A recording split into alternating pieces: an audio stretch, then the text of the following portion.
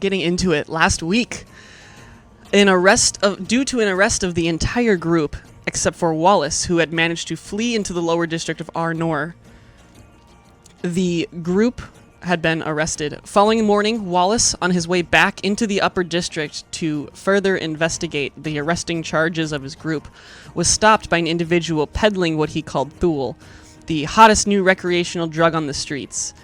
Accepting the narcotic, Wallace continued west towards the upper district when he was encountered by another mysterious figure, copyright technically D&D 2021, who led him into the district. Meanwhile, the rest of the Glassbreakers were interrogated about their activities of late before a Circle of Truth spell cleared them of charges for now, except for Vondel, who vehemently kept his mouth closed, and was then kept until further notice. But upon leaving the barracks, Wallace and his mysterious friend arrived, and through some unknown force was able to garner Vondel's release. The figure then led them to the Barrington Estate, where upon entering, the group found Mr. and Mrs. Barrington seated in the living room with the same individual who had led the Glassbreakers there. The man introduced himself as Dagmar, a business associate of Mr. Barrington. Dagmar thanked the group for dealing with Trevor, whose usefulness had expired for his associates, then politely asked for the group to keep their nose out of his business. Unafraid of Dagmar's threats, the Glassbreakers all but spit at his feet before he exited the estate. Following this, Mr. Barrington explained how he had been forcefully coerced into this deal with Dagmar in trade for his family's protection, though he was able to reveal that some of the business meetings he attended took place at the Vanthamper Villa. Insisting that the group at least try to act cooperative, Mr. Barrington pleaded that the group perform at the opening ceremonies of the Colosseum of Champions, further enticing them by giving them the chance to visit the creature storage below the stadium and allowing them to choose which creatures the group would face off against the following night. Jumping into the game, it is roughly mid-afternoon on Thursday, the day before the Colosseum. You guys can either still be right below the stadium, or you could have made your way back to the Barrington Estate. But what would you guys like to do?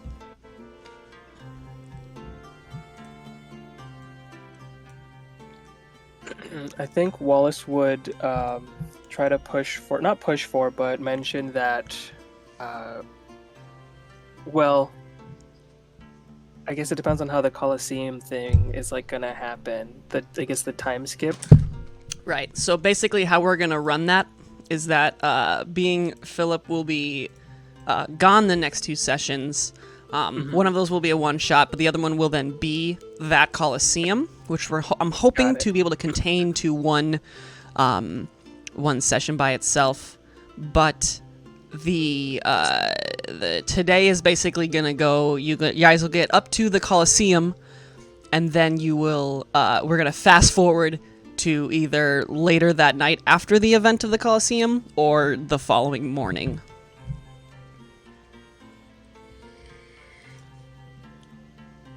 Okay. One quick thing I will say is Aaron explains that he has some business at the Carnah Academy, and heads there straight away after the Colosseum meeting that Mr. Barrington organized. After seeing the monsters, Wallace would go. If he's going straight to the Carnah Academy from there, I think Wallace would follow. Okay. Is anybody else going with them, or is there, the rest of you guys have different plans? I can't remember. Had we said that Newell had already kind of talked to the Carnah Academy, or would that be? I think we ruled that I had given you kind of some of the information, but we can just say it happens when you go with Aaron and Wallace. So, technically in game, I don't think you have. Okay, yeah. So then I'll just do that then. Phil kind of speaks up, says, I would like to preferably head back to my father's, just to at least speak in private.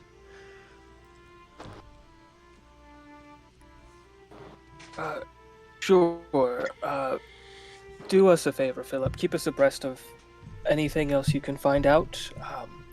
Not to say that we don't trust your family, but we don't know how they could be compromised, even if it's not their intent or their will. For We sure. could just be further caught up in it. Exactly. I will see if my father has any further answers that he can relinquish.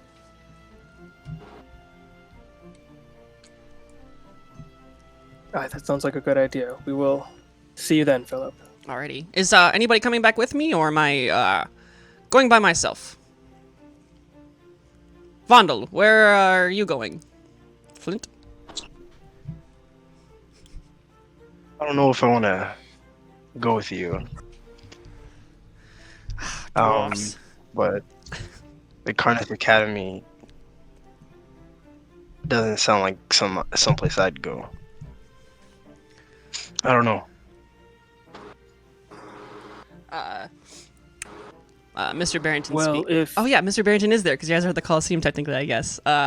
Him and Philip start to they just kind of like okay, very well then. We'll see you around, and they begin to leave to go home.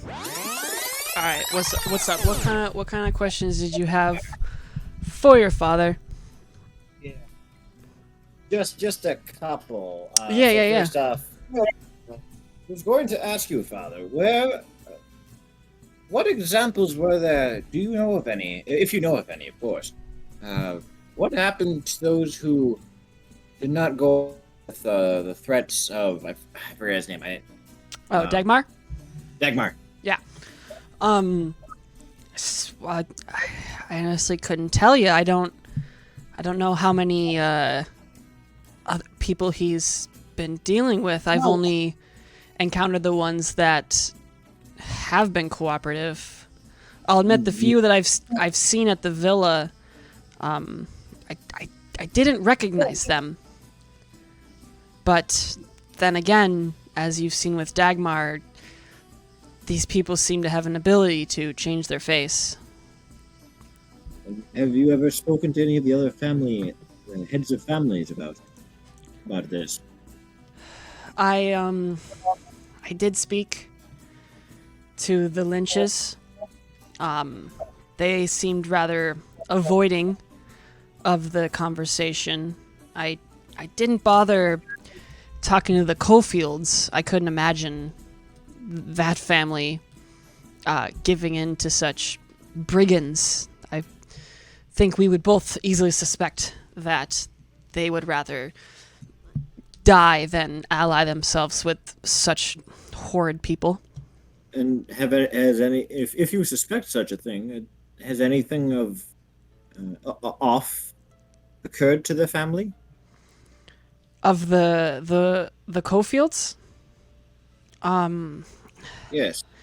Not that I can know of. I don't exactly keep track of them, so to speak. I mean, as you know, the Wathwain Temple is isn't very self-supported. It relies heavily on donations and its constituents, but I haven't noticed anything specifically. They're not in the public eye as much as we, the Vanthempers and the Arnors are. I'm just trying to get a feel for what could happen if worse comes to worse and we do find ourselves in the middle of some scuffle. I suspect my comrades are of noble heart, and I fear that they might not back down if an opportunity to play hero presents itself. Yes, one second. Sorry, I'm down my 3 beers from the session, so I'm a little drunk. Yes, I do have the sneaking suspicion that you and your friends don't plan on sitting idly by and letting whatever is Dagmar in this Tisiphone you call her seems to have planned, but what do you plan to do? Just between the two of us, of course. I'm not entirely sure. I've yet to speak with them myself, but what I wanted to ask you, Father, if something were to occur, is there a contingency in place for ensuring the safety of you and Mother? I unfortunately have to admit that I hadn't foreseen a circumstance like that coming up. Again, our cooperation with the Vanthempers and Dagmar heavily focuses, I at least made. We aren't going to profit almost at all from whatever it is they're doing. But we will be safe. That was basically all that I could ensure. And the only way that safety becomes compromised is specifically if you and your friends continue to poke your nose. Which is why I have to stress so importantly that once you start poking, there's no turning back.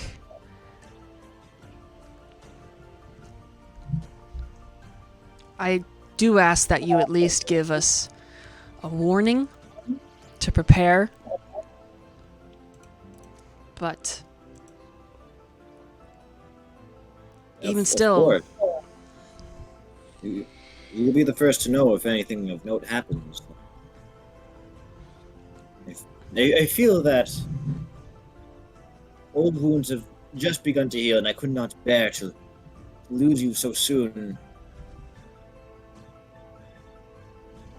If you don't mind me asking, I wouldn't want to reopen those wounds, but was there a reason you always seemed to favor John over me growing up? he sighs and kind of his eyes drop down to his feet. Says, Philip, I loved John just as much as I've loved you. As much as I saw him as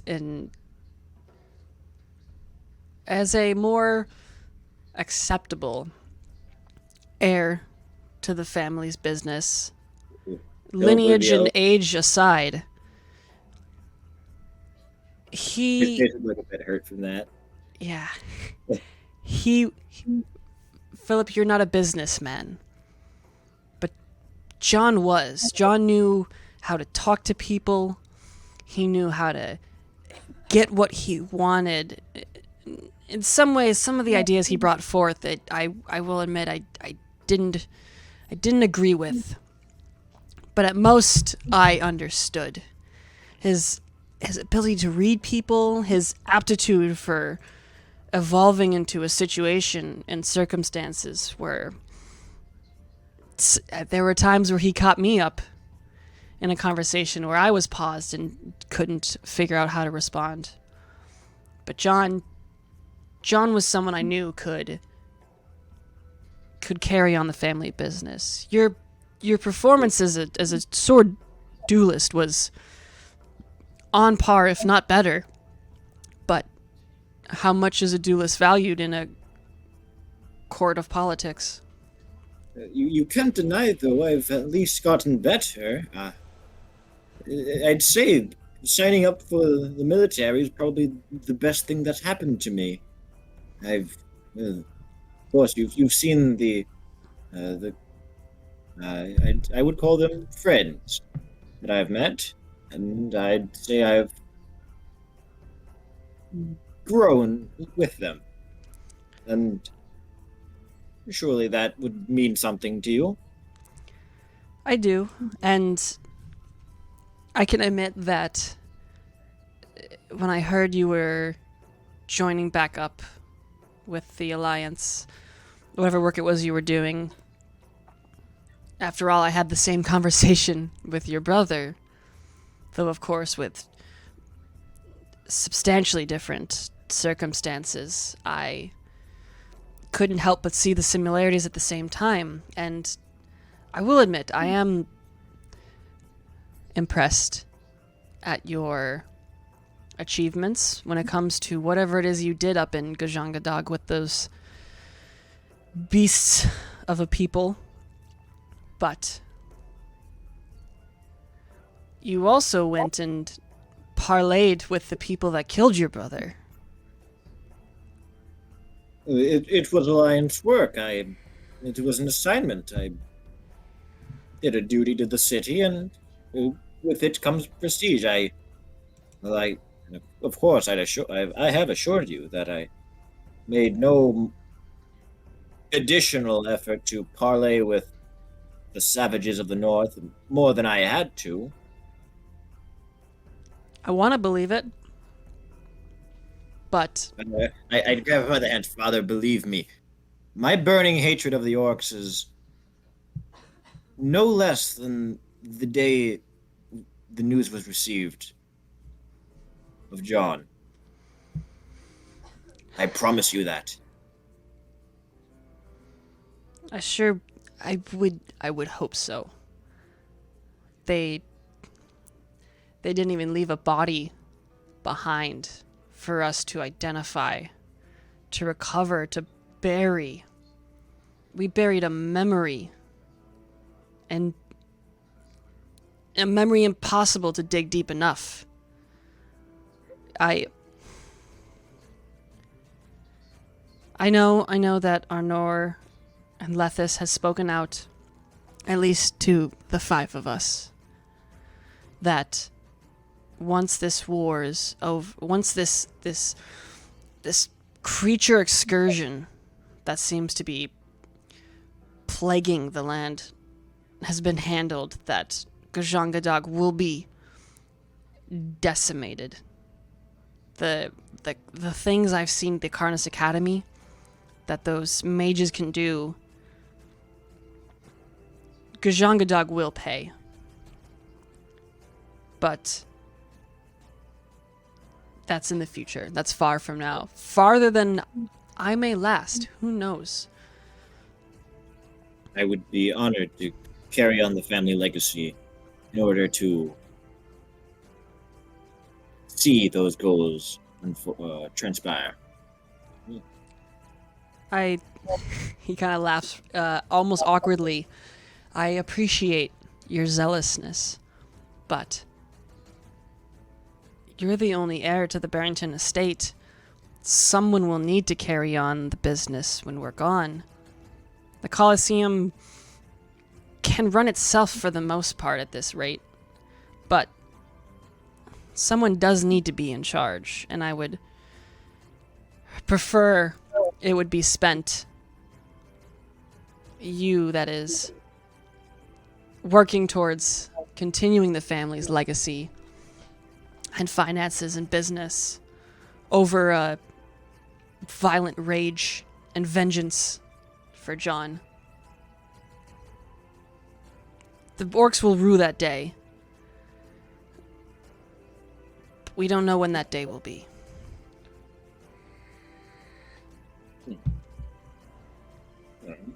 I think that'd be about what I'd have to say, and also kind of I had to hear from him. Wait, was that? What was one I think?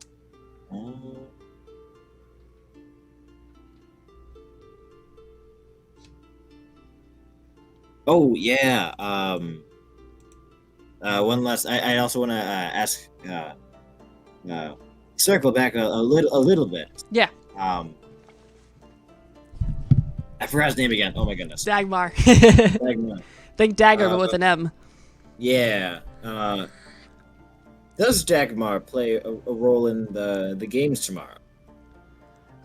Not that I know of. The organization he works with, he's told me, has rallied up the creatures that we plan on using for the games. But as far as I know, that's the extent of their hand, outside of course, their payment. Of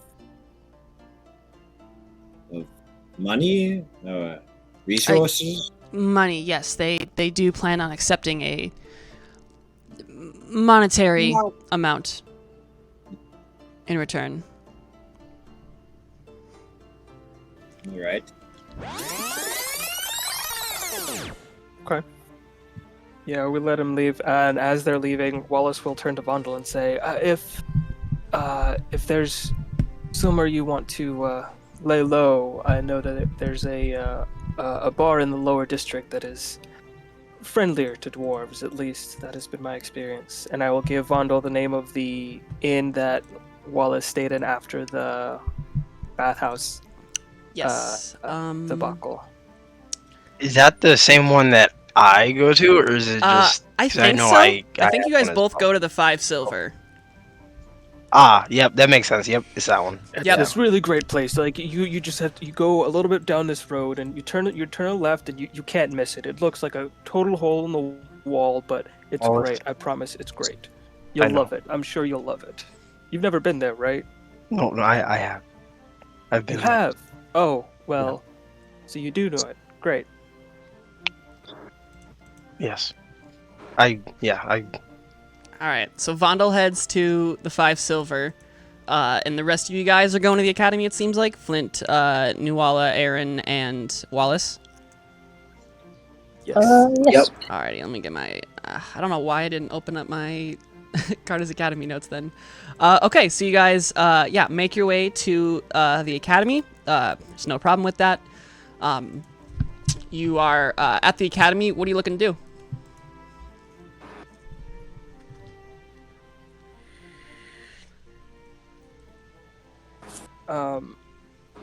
Wallace would suggest trying to find. Is it a diem? Is that his name? Yeah. Yeah. Try to find a diem to have a private word with him as an old companion. Question mark. Possibly. Are you old companions with the DM, or are you referencing like in-game encounters?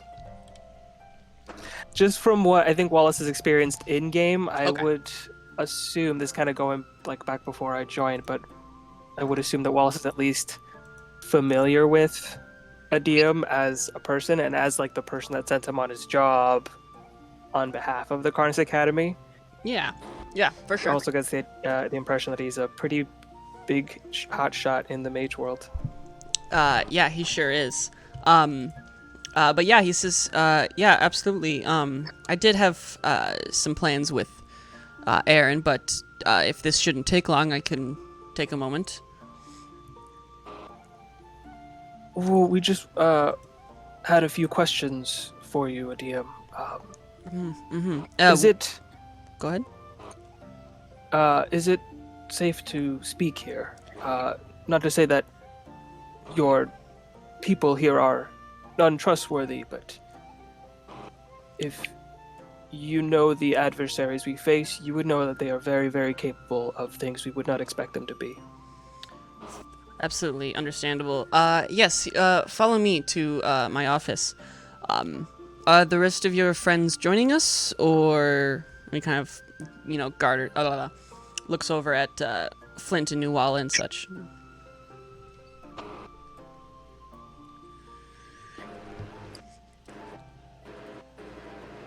That depends if this is a conversation that Wallace would want to have with a DM just by himself.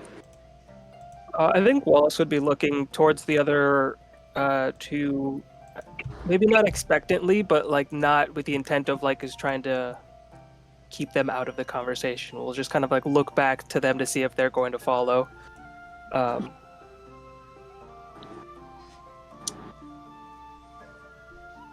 No, Wallace, you have your discussion with a DM. We can wait to have our talks with him till later.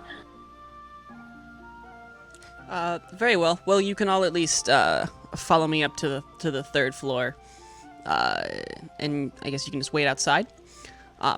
he, leads you through up to the center sort of teleportation chamber, and you are all risen up to the 3rd floor.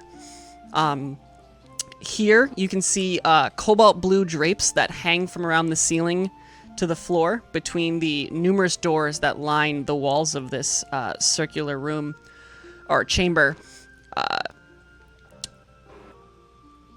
He then kind of goes up to one of these doors, looks over at the rest of you guys, aside from Wallace, and says, if you could just wait here.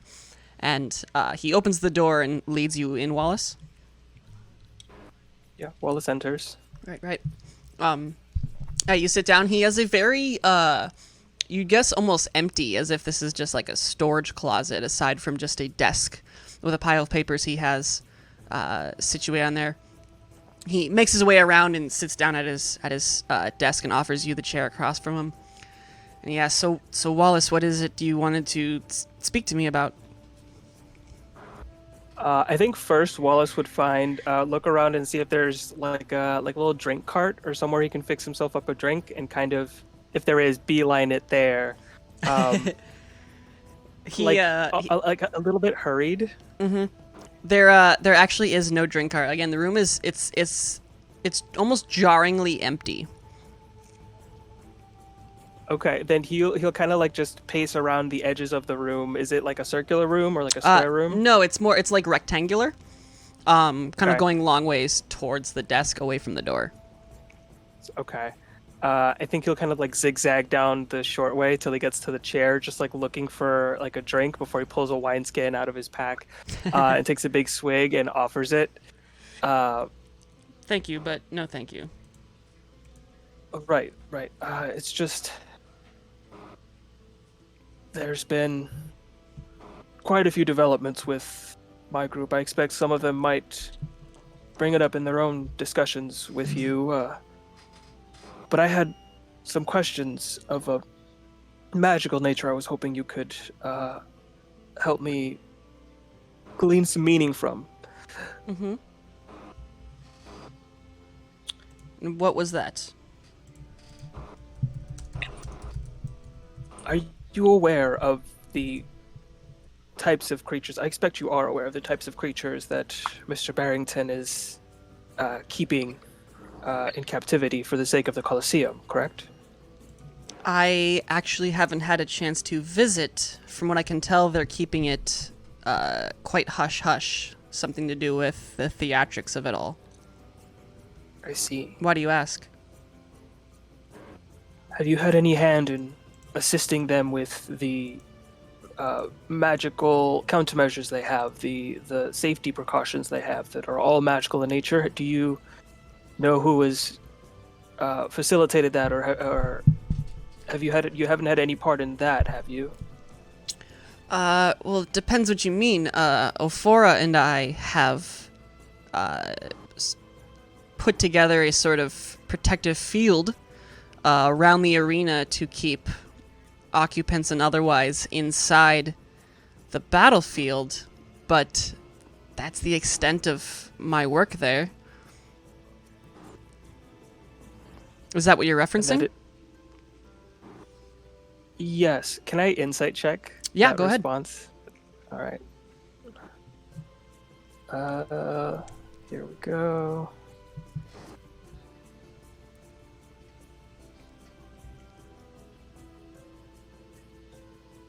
Oh no! Why am I using the digital dice?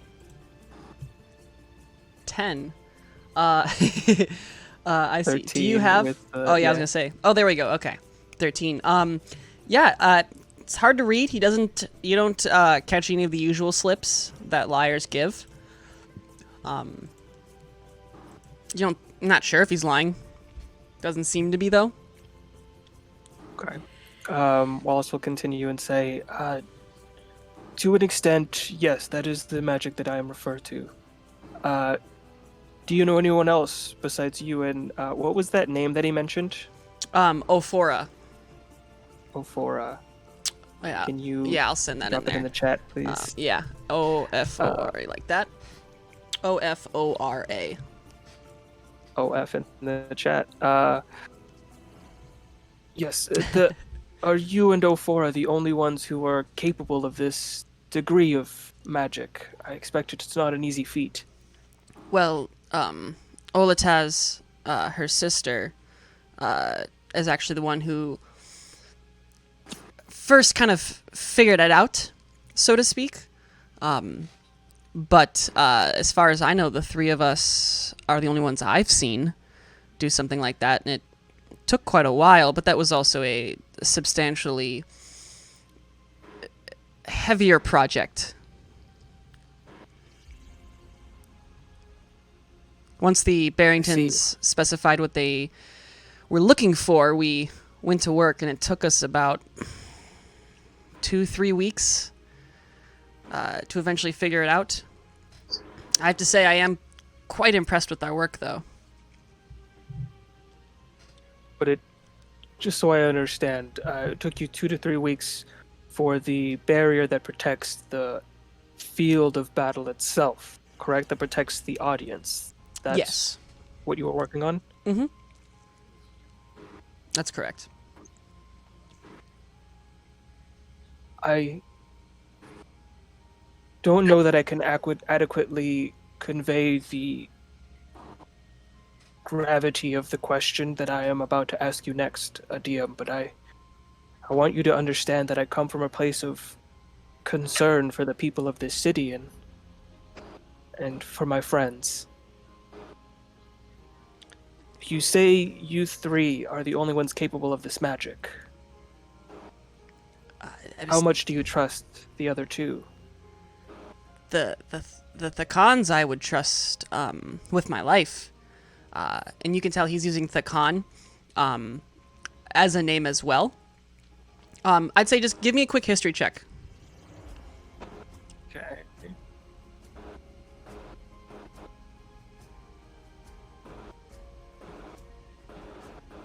15. Okay. So you would know that Olataz and Ophora Thakan are twin siblings, boy and a girl. Olataz, the brother, and Ophora, the sister. The two of them work at the tower. And Olataz is the current lead abjurist who works on the 3rd floor where you currently are. And Ophora is the current lead evoker who works on the floor just above. Evoker. Yeah. So you would know that, and you would know that the tower is basically you have the ground floor, and then you have the other. How many schools of magic are there? Goodness, 8. The other 8 schools of magic basically each have their own floor. And so, like I said, you're on the 3rd floor. Olataz is the lead abjurer here. And then Ophora is, again, the lead evoker right above you on the 4th floor.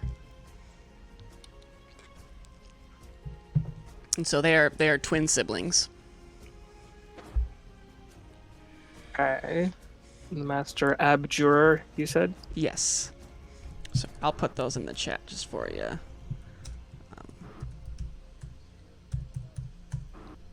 And Ophora. I think I already put Ophora in there, but those And two you people. said the evoker is on the 3rd floor with us. The other one is on the 4th floor just above us. The abjurist is on the 3rd floor with you, and the evoker is the 4th floor. So Olataz is an abjurer.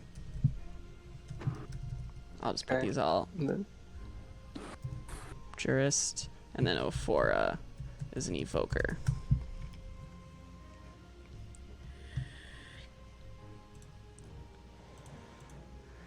But yes, a DM response, I would trust them with my life.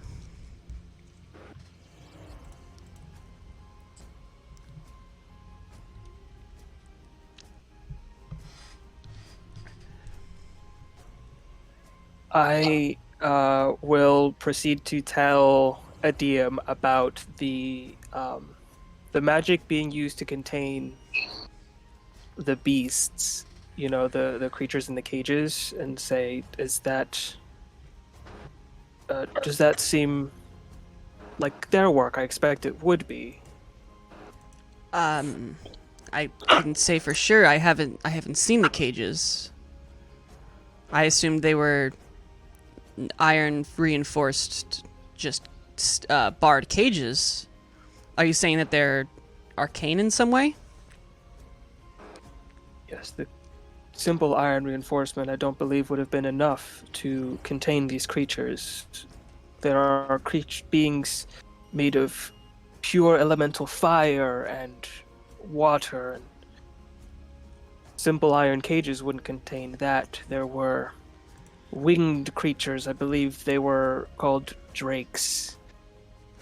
They looked like some of them could spew gouts of fire out of their mouths, and the mayhem could have been catastrophic even if they were still caged.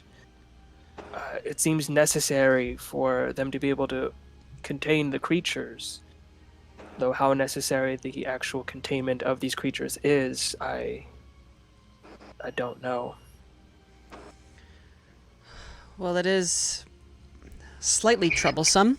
Again, I'm afraid to say I haven't seen these cages, but are you telling me they work almost in the same way as the protective barrier around the Colosseum? I did not inspect the Colosseum barrier, although we were shown it. We were shown a demonstration with just a casual pebble. But speaking with Aaron, we did come to the conclusion that the barriers were very powerful and certainly arcane in nature. Aaron himself mentioned that he doesn't believe there is a force that could dispel these barriers. That makes me believe it is extremely powerful magic. And you say it is limited to 3 of you. Well, at least I'm the not- 3 of us that I know of. I will admit, it was, like I said, it was a rather proud achievement of the 3 of us. Again, mostly Olataz and his sister. But I mean, unless the Barringtons are getting private, contractors, which of course is possible if they're not working with us entirely. Then again, I have been speaking with Azine, who, with your 15 history check, you would know Azine is the lead conjurer, and he works on the 2nd floor right below you guys. Azine has been attempting to look into, how should I say,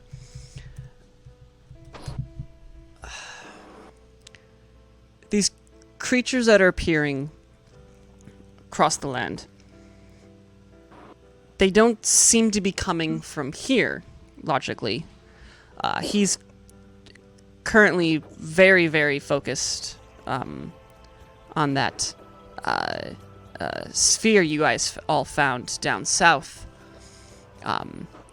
attempting to study it and look into other passageways of other realms that could be here. We do have a slight, how would you say, understanding due to, of course, the building of the academy here itself, but a simple demiplane is substantially simpler than cross-planar travel.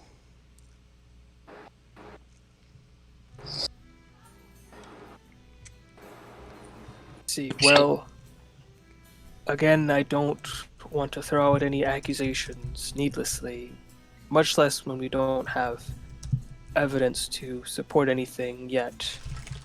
But can you at least see my reasoning as to why I would be concerned? This is not an easy feat to contain creatures of this severity, this potential for catastrophic damage in the middle of this capital. I'll admit that when I heard what the Barringtons were planning on doing with the Colosseum, I did have my worries, but again, most of them were were quelled when I was able to perfect that barrier with the Thakons. But these creatures are here whether we like it or not. At least caged, we know where they are.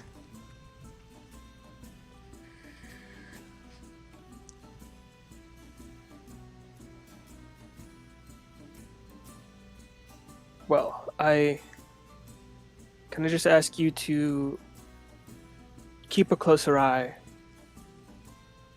and short of asking you to spy on your friends, I just would feel better knowing that this is all legitimate and above board. But, a DM, can I suggest that you, if you do decide to look into this a little bit more, consider it at my behest for whatever respect we have for each other, but expand your search from the Barringtons. I have my expectations of how far they are involved with the Colosseum, and I don't believe they would have been able to facilitate the housing of these creatures alone.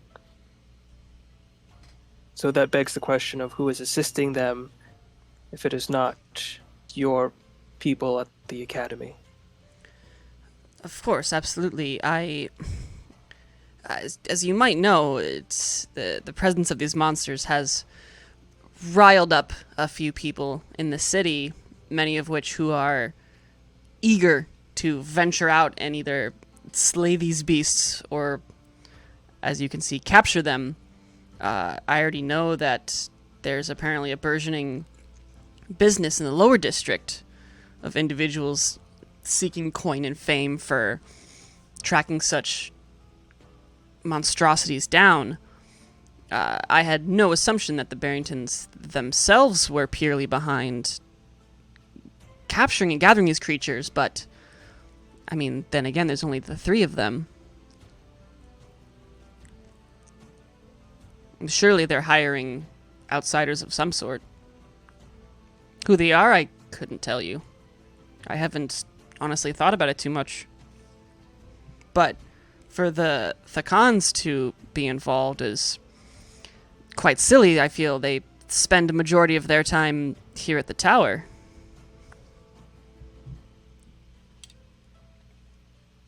I understand your apprehensions, DM, and I want to agree with you, I do, but if it's not the Thakons and it wasn't you, I wonder who else is capable of producing magic this powerful for so many cages. But I expect we both have much to ponder now. I should get going, but one last thing I would like to say is please accept my condolences for the people of yours that we found underneath the bathhouse. It was horrific, I expect, what was done to them, and not anything anyone deserved. Thank you. I appreciate it. I didn't know the individuals personally, but they did, of course, study here, and any loss of a person's arcane user or not is, of course, disheartening. And I appreciate your worry, but with some of the things we've seen showing up around here, it wouldn't surprise me if some of them knew magic as well. I don't know if the Thakons are involved, but you've at least piqued my curiosity. But if there wasn't anything else, I believe you can let your friends in and see if there was anything that they wanted to discuss, or see what it is they wanted to discuss. Sure, of course. Thank you, Adiam. I appreciate you seeing me. And I think we'll also be saying this as he's like opening the door. Wineskin still in hand. He kind of opens it. Does the thing where like rubs his face tiredly and just takes a swig and says, he's ready for whoever wants to speak with him next. I think I'll go join Vondel, see where he is, but essentially just heading towards that bar. For sure. But yeah, so Flint and Nuwala, it looks like. Oh, and Aaron. Yes, Aaron's there. You three all enter the room, and a DM kind of course, asks, he says, so what is it that you all needed from me?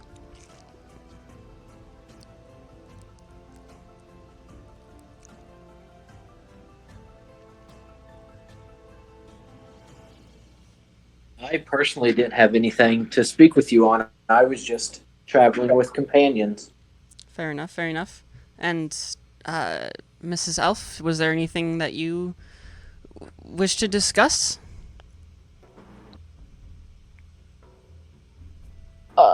Yes, there is, and then just whatever, and then what we talked about before.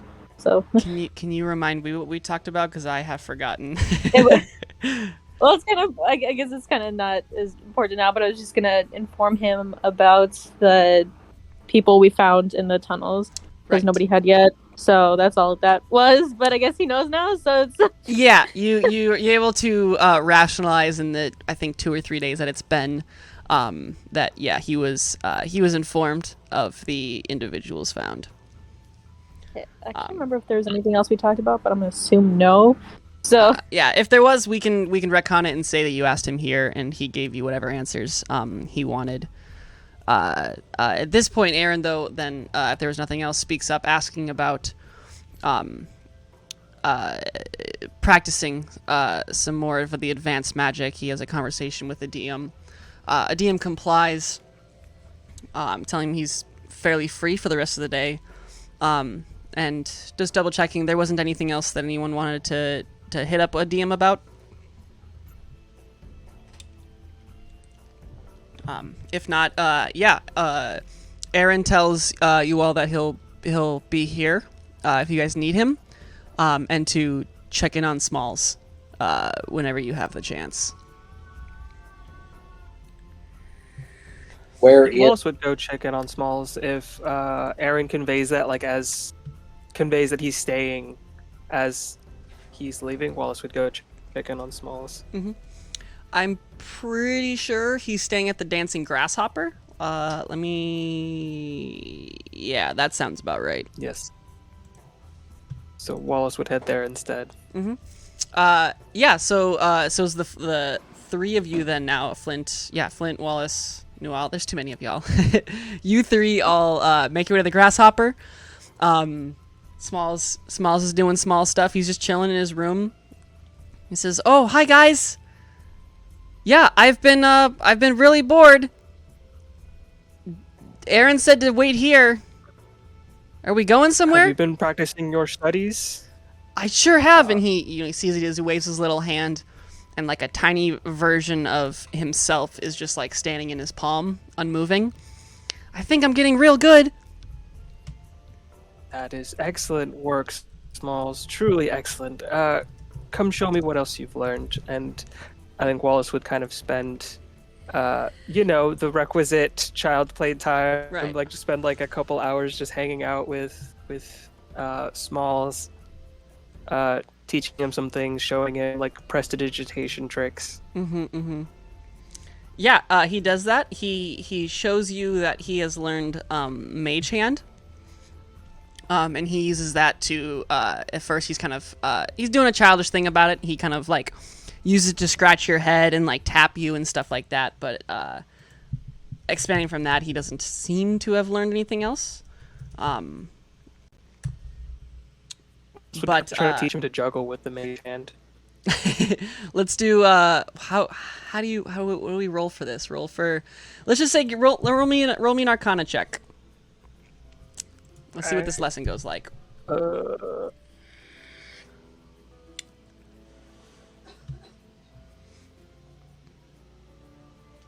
15.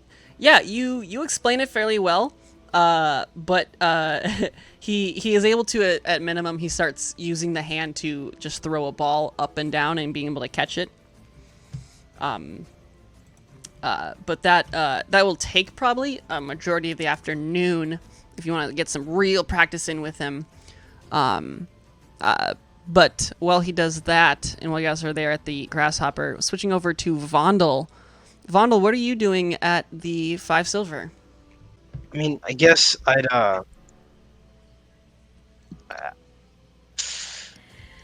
I just hang out there, get a room, obviously, and how roughly what time would it be now? Just to get a For you, sense. yeah, it's probably like mid-afternoon, undetermined daytime. Got it. You have a majority of the day if you're looking to do something. In that case,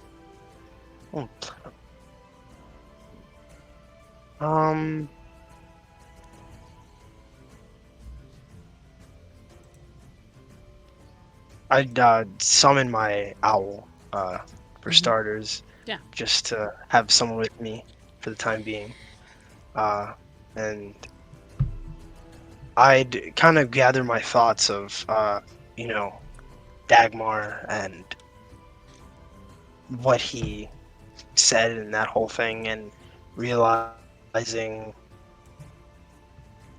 like, figuring out what's been going on in terms of what they've been doing, and trying to figure out his best next move in terms of what might happen at the Colosseum come that day. Just collecting his thoughts. For sure. In terms of things to do, don't think I have anything in mind.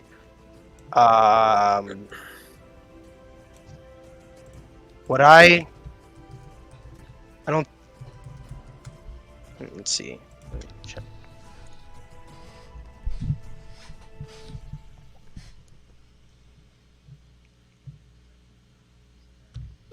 Do you think by this time would I have already been technically attuned to my bow, or? Yeah, it shadow, only takes or it only what? takes a short rest to attune to an item. So yeah. Okay, then I do that as well, just Okay. to make sure. Cause Yeah, and you could have said you've attuned with the night before. There's no worry there. Yeah. But yeah, so you're attuned to that very nicely. Yeah, I but just beyond did, that- and then Yeah, are you just Be in hanging my out room at with, the inn, my owl. or? Okay. Yeah. Are you Yeah, just downstairs be in my drinking, room, or? I think for a period of time I do that, but not too long, just so that when I do collect my thoughts, I'm in my room and I'm just by myself with my owl, and just talk to I just talk to Hoot, and I just look at him and I say, "It's been a minute since I've talked to you. I hope that you haven't missed me. He hoots. Colosseum is coming soon, and yeah. Alrighty. Got a long way ahead of us." For sure. Moving back over to the other. You guys have picked up Smalls at the Grasshopper. Where are you going from here? What is the plan?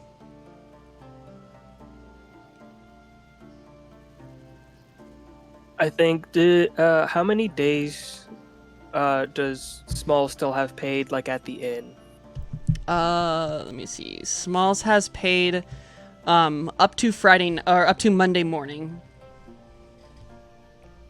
And that's still like this whole weekend? Yep, right? it is Thursday So right it now, is if I remember Thursday. correctly. Got it. Okay. I think Wallace would, instead of like picking up Smalls and taking him with us, would like I said, spend just a couple hours, not getting too deep into it, like trying to teach him, how to juggle now that he has Mage Hand down, but also leave him with like a list of other tricks like that to like practice his Mage Hand with juggling, practice like wiping a table, or throwing a pie in someone's face, like kind of going to like his bard tricks to see like practice with your Mage Hand, just to give him something to do over the next like few days if we end up gone like that. Like, oh, if there's ever a time where you're feeling like something to do, practice this a little bit, or go out and bake a pie and try to get it into someone's face out in the street. For sure. Yeah, and he's super stoked about it. He's all excited about magic and stuff, and is very eager about it. Are you taking him back to the Barringtons, or are you leaving him here? I think Wallace would leave him there for now, at least until he's got, his thing paid through. Mm-hmm. Waiting for his dad to come check in on it. Right. But Wallace would also say, generally, you're free to leave the inn whenever you want, but please just keep safe. Always be wary, Smalls. I expect you did a fair amount of that before we met, but there are some trying times of the city currently, and neither Aaron nor I want you to fall on the wrong side of it. Oh, for sure. I'm not too worried, but I also don't really have any money for food, and I'm kind of hungry. Oh, we can set that up for you. Wallace will give him the 9 gold that he has to cover the meals, until until Monday, or whenever he got paid up. Essentially, here's this 9 gold to cover food and any incidentals. Yeah, and 9 golds. It's not like an insane amount, but it's quite an amount. He will definitely be able to survive that long with food. But yeah, so you're leaving him there. He says, okay. Oh, geez, how nice, guys. Okay, I guess I'll just see you whenever. Yes, we'll check in tomorrow before the Colosseum. Okay, I cool. think at this point, after saying goodbye to Smalls, he doesn't know what everyone else is doing, but would then try to seek out Vondel, would then go to the lower district tavern, searching for Vondel. Mm-hmm. Okay. All right, so you head to the lower district. We got then Flint and Nuala down in the other district, or upper district still. The Grasshopper. Yeah, at the grass. Well, yeah, you guys are at the Grasshopper. What is the group's plan there?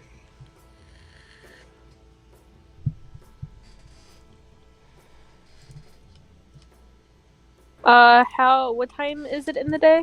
It's just, You said it took a couple mid-afternoon. hours. Yeah. And this is the day before the Colosseum, correct? Yep. Okay.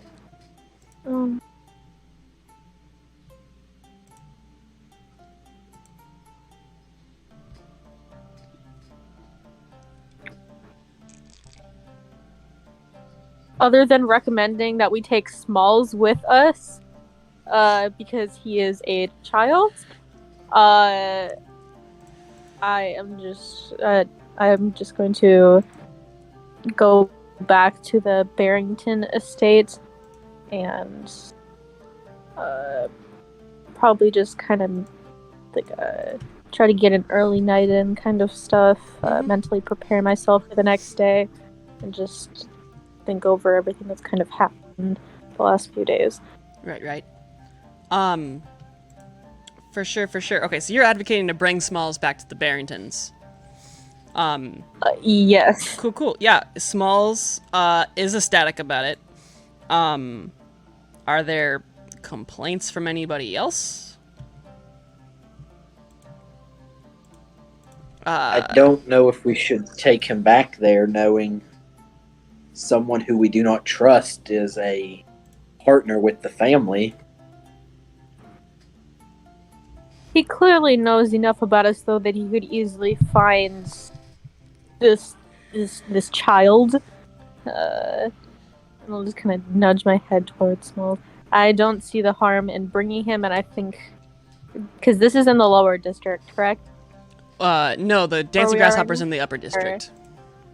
Okay. Yeah. I think we should. You all were the ones who wanted to take him on, so I think we need to keep an eye on him. He is still a child. I won't do any of the babysitting, but you guys should still.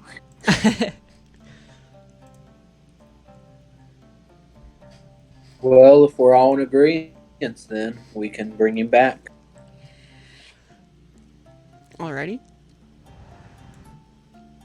Yeah, I don't think Wallace would argue.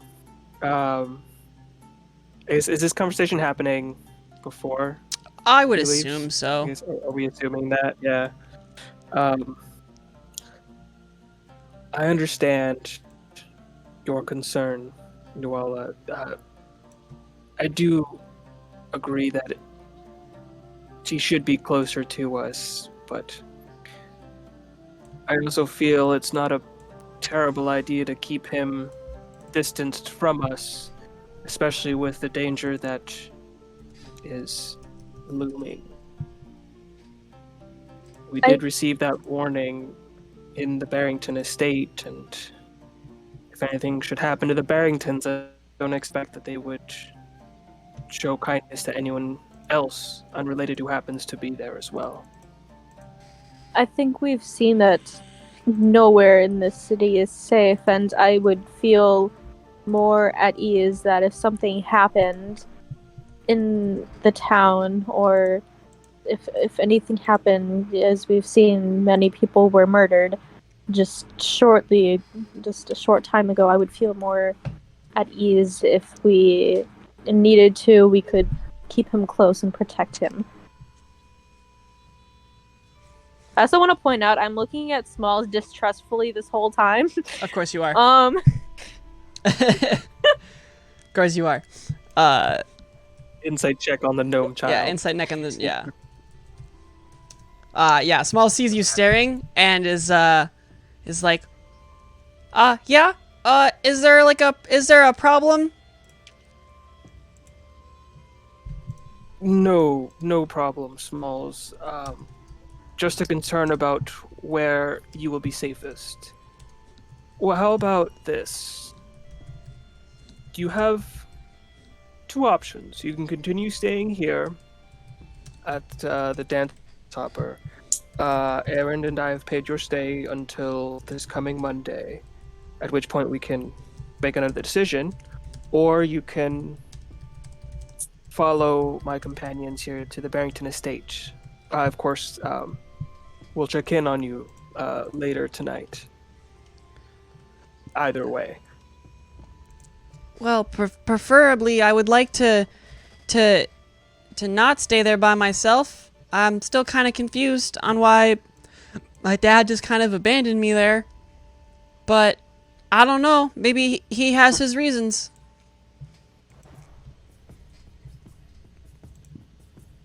I expect he does. Well then, it sounds like you've made your choice. You are welcome to return with us to the Barrington Estate.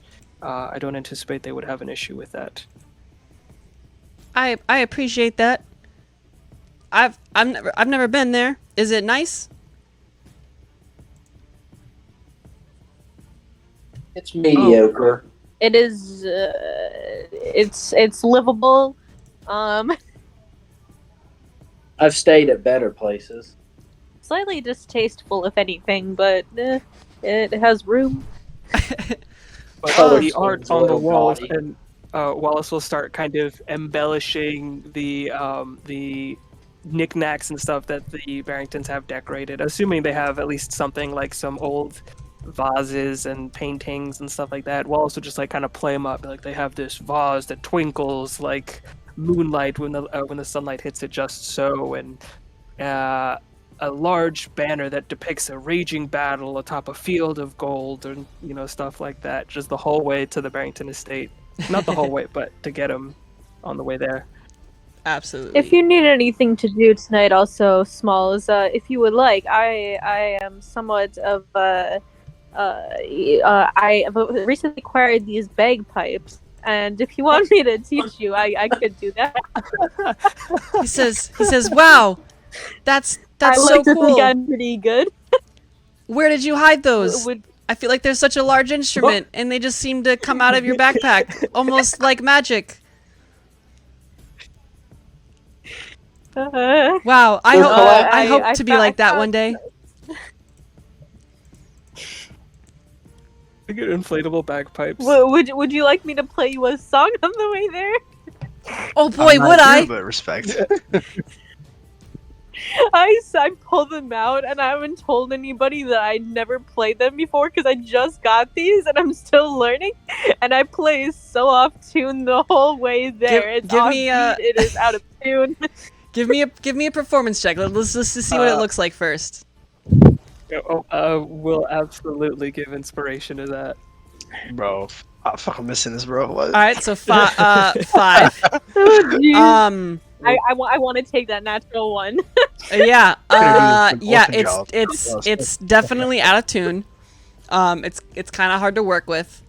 But for a couple of minutes, you're just kind of playing these bagpipes, and it is quite awful until eventually a person, some unnamed individual, gentleman, walks up to you and just kind of like holds his hand and says, "Ma'am, there are people around. We can you not do that?" He's fine. I'm still learning, but I think I was pretty good. And then I'll just stuff them back in my bag. As you're doing that, he says, no, that was awful. I feel as if I wronged you in some way, but I don't know what it was. But whatever it was, I'm sorry. Human. Just your ears checked, buddy, and then just continue walking. Yeah, he continues to be dumbfounded and eventually carries on with the rest of his day. Wallace is just like guffawing, walking behind, as he's like passing the guy, just like laughing his ass off. Yeah, it is quite. Did you guys think it was that bad? I thought it was pretty good. What did you guys think? It was truly one of the worst sounding things that I've ever heard. It doesn't sound like your song at all. But can I try something? Can you pull out those pipes one more time, Nuala? I suppose so. I'll kind of rustle them out of my bag, but they're huge, so I have to put it back down on the ground and drag it out. Mm-hmm. As you set him down on the ground, Wallace will kind of pull out his drum and start tapping a little beat, and we'll use the animating performance to animate the bagpipes as a dancing item, and they start. Part of the stat block is that they have an irresistible dance. Yes. So any creatures within 10, 15 feet hear this song, and so I'll animate them in this kind of light bagpipey tune that sounds a little bit like Nuala's funeral melody, the one that Wallace heard her sing. It sounds a little bit like that, but more upbeat to go with the bagpipes, and we'll walk it back to the Barringtons. Yeah, and it's impressive. You all, how long does that last? Let's see. It lives for 1 hour until it resists 0 hit points or you die. So up to an hour. Yeah, it does not take an hour to get back home, and that bad boy is the coolest fucking animated bagpipes that anybody has seen. You get one of those moments where people think you're a street performer, which is weird because everybody knows who you are, and so it's you can see as a lot of people are unsure if they're supposed to approach and watch whatever it is that's going on, because you guys were also arrested for genocide basically a couple days ago, yesterday actually. But Yeah. You do have a merry band of people who follow for a little while until Wait, eventually. Go ahead. Oh no, when people are thinking that he's a street performer, I would like to grab something that I could hold change in and be like, we're accepting money for this. That's perfect. Yeah. Roll me a D10. Panhandling check. Yeah. That's exactly what this is. 4. Yeah, you make a total of 4 silver. Just from this like 15-minute walk. As you guys are making your way back to the Barringtons, and you're feeling a little proud. You're probably feeling a little proud. Up to you. What are you collecting this in, Nuala? Oh,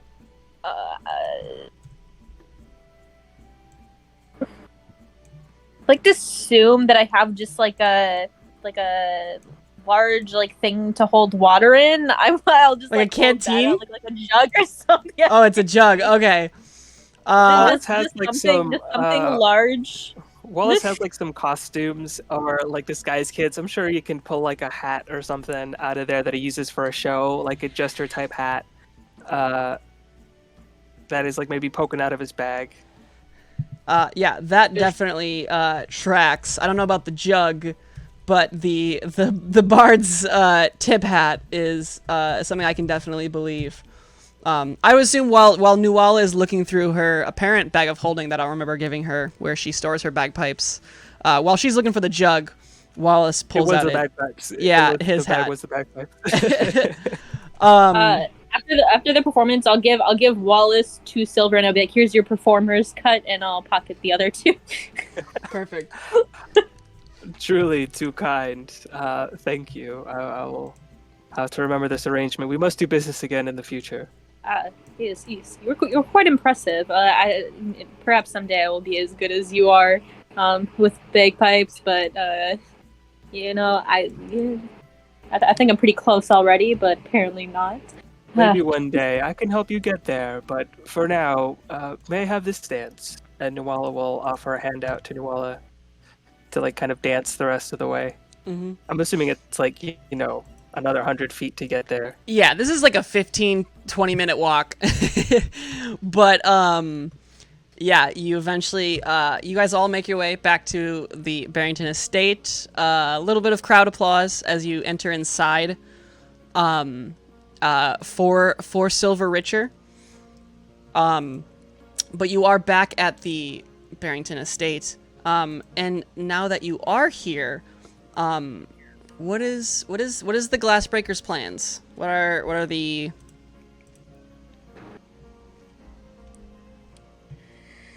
When is the fight tomorrow? Like what time of day?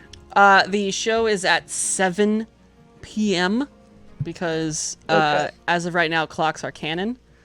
And that's how they track that stuff. Sounds like an explosive good time. Yeah, it's gonna be great. I'm just imagining a place where cannons are clocks. Yeah, there's just somebody who like is counting the seconds, and then when that second finishes, he tells the second guy, and then when the second guy finishes, he is keeping track of the minutes, and then every time they hit 60, the third guy fires off a cannon a number of times equal to the hour of the day. It is a wildly unpopular form of timekeeping, but it's timekeeping nonetheless. They just have a bunch of tiny cannons for every minute. Mm-hmm. Imagine being the person who lives next to that. That would be so annoying. Like 1 in the morning. Yeah, let's find out if it's the Barringtons. Under 10, it's the Barringtons. Holy shit, not under 10. It is actually further up, sort of in the middle. The Barringtons are down on Silver Street. Or sorry, Gold Street. I can't remember actually. I'll have to check my notes. We'll say it's the Bantam Purse. Yeah, it's at the Bantam Purse. It's right next to the Bantam Purse. That's why they wanted to build a sewer system. It's not for like sanitation reasons. It's just they wanted somewhere to go to hide during the day when people are just lighting off cannons for some god-forsaken reason. Where do all the cannonballs go? They are. It's more like glitter. So it shoots out. Yeah, I guess. Yeah, it's another reason why it's very unpopular, because now they have to hire somebody to clean up all the glitter. And I don't know about you guys and your glitter cleaning experience, but it's the fucking worst. And Even so, with magic, you can't clean it up. yeah, they tried it with prestidigitation, 100%. but even prestidigitation can't even fucking fix glitter, because glitter just gets everywhere. And you think you It's have like the whole sand. 5 cube space? Nothing. It's always there. Awful, awful. I thi- Go ahead. Wallace keeps wanting to have a moment with Vondel, but he can't find Vondel. So I think once we arrive at the what are the names? The Barrington Estate. Mm-hmm. Wallace will use a sending spell and send it to Vondel and say, Vondel, it's Wallace. I hope you're well and not too lonely. And there's a little bit of a chuckle there. But I'd like to speak with you. Not about anything in particular, but soon, just as friends. And that's the message. Alrighty. Vondel, you received this message. You have 25 words. What would you like to say back? I guess I would say back, not alone with Owl, and I'll be at 5 Silver Inn if you want to talk. As friends. And that's the end of my message. Alrighty. So you get that message back then, Wallace. Okay. Yeah, if it's not too late. So as long as it's before, like, maybe 9 o'clock. I think, like, at 9 o'clock or something like that. You know, not to be that specific, but yeah. around that evening time, Wallace will try to travel to the 5 Silver. Mm-hmm. Yeah. And, yeah. Yeah, you definitely can. Is there anything, before we hop to nighttime, is there anything anybody wanted to get done with the day? When you guys arrive back, it looks like Philip and his father were in a heavy conversation. But the moment you guys kind of enter, they both turn to see you and kind of are silent for a moment. Before Philip asks, so what is it that you went to the tower to go see about? We had some questions answered, but Aaron is still there, working on some magical studies. Wallace will kind of glance around at his companions and say, there was some useful information gleaned that I can fill you all in on a little bit later. For now, we should enjoy a night of rest and relaxation before tomorrow's festivities, he says, kind of loading the word a little bit and kind of looking at Mr. Barrington. Mm-hmm. Yeah, he notices that as well, and but doesn't respond. Philip says, "All right, well, very well then. So what is the plan?"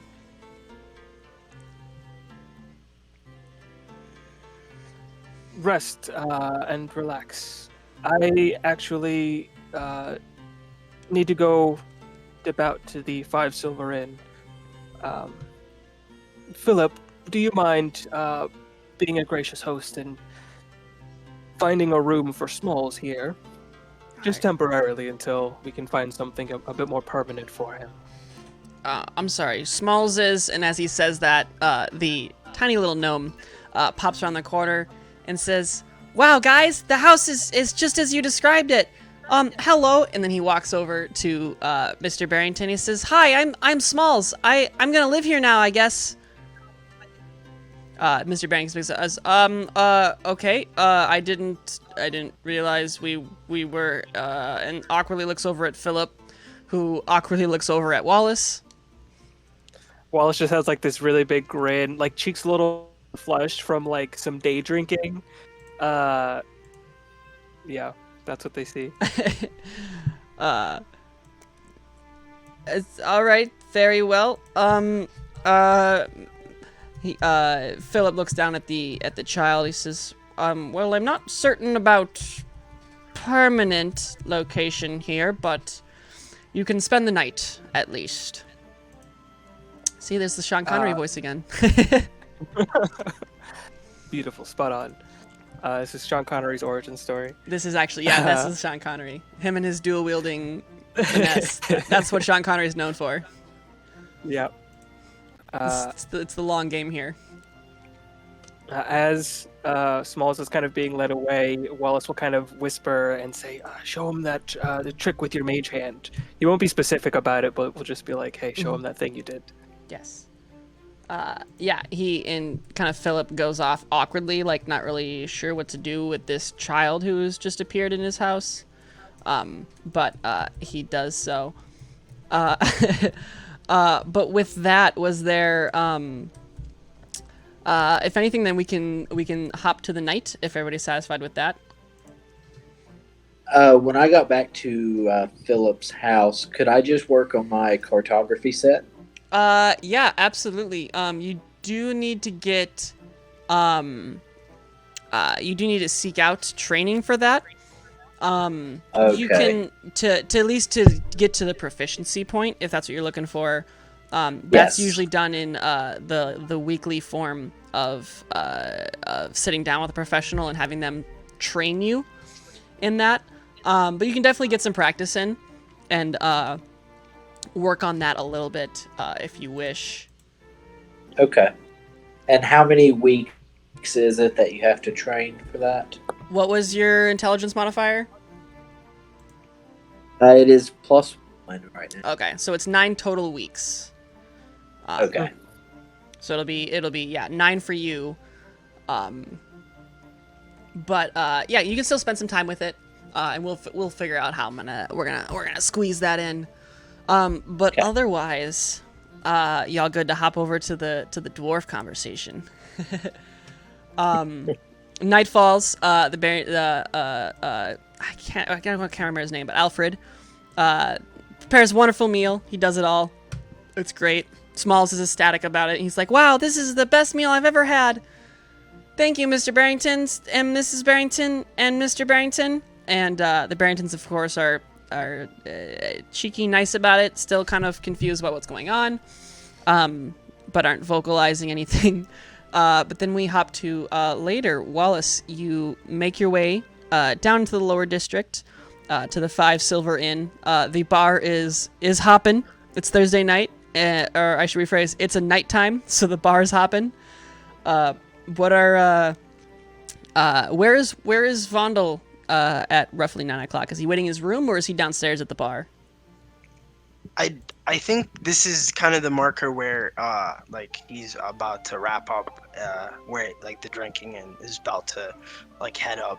Mm-hmm. But yeah, it's just kind of like that transitional marker. So Yeah, as you finish your last beer, you're doing your own personal last call.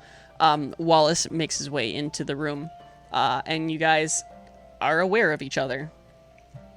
yeah, I still have my owl with me. It's just on up my shoulders, He's chilling. and I'm just like, yeah, he's just chilling with me. And yeah, Alrighty. When Wallace sees Vondel, he will just go up kind of sort of behind him. You know, when you meet someone who at the bar who was already there, you kind of put your arm around him a little bit, or like on the shoulder, and we'll call for 2 bottles of like some just like average, you know, liquor, whatever is something popular but like inexpensive. But ask for the full bottle and say, Zvondel, it's good to see you. I've been meaning to talk to you just as dwarf to dwarf.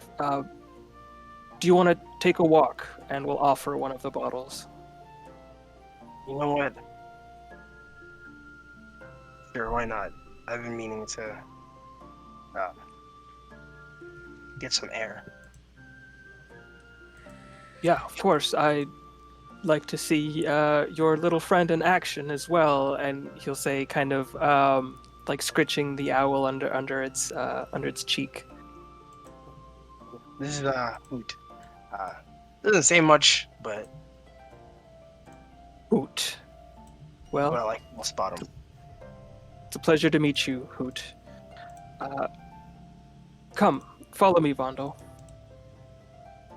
And Wallace will just lead him out to the quiet of the street where it's busy enough that like two dwarves will kind of go unnoticed.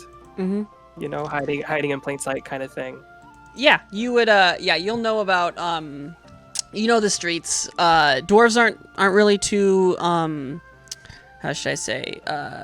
Unfondly, I guess, looked upon.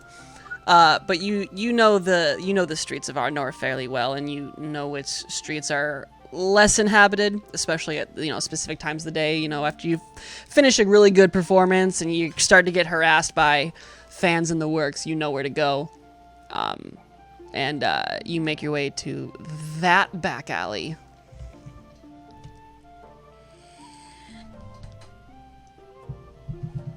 Vondel, I don't really have anything in mind to talk to you about, but you looked sore, I suppose is a word for it, exiting out of the jailhouse. I don't know what your conversation was, but Philip didn't seem happy with it, although I suppose what else is new, right? He's not have anything concerning me. He's not quite happy about a lot, so I'm used to that. But yeah, I can guarantee you, things aren't. It's a lot happened, and I'm not really sure about the Colosseum. Not about a lot of anything in general. I'm just trying to put the pieces back together in my brain, because right now they're not. Right, of course. Well, I wanted to ask you, how safe do you feel traveling with us?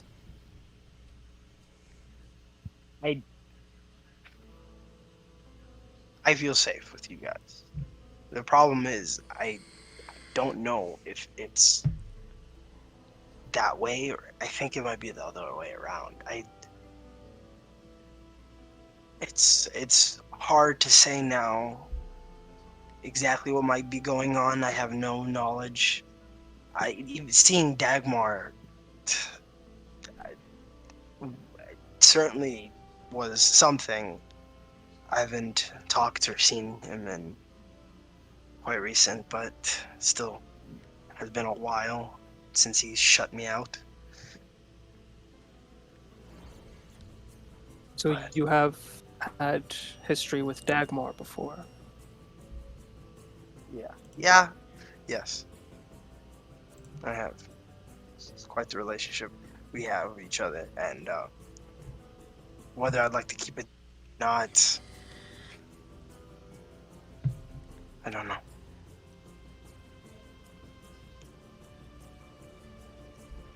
Well,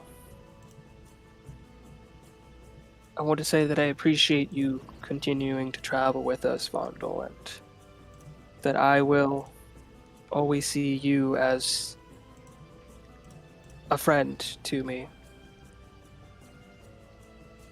I think I've mentioned before, I don't know how you are wrapped up in all this, but I thank you for being on our side of it, whatever side that happens to be.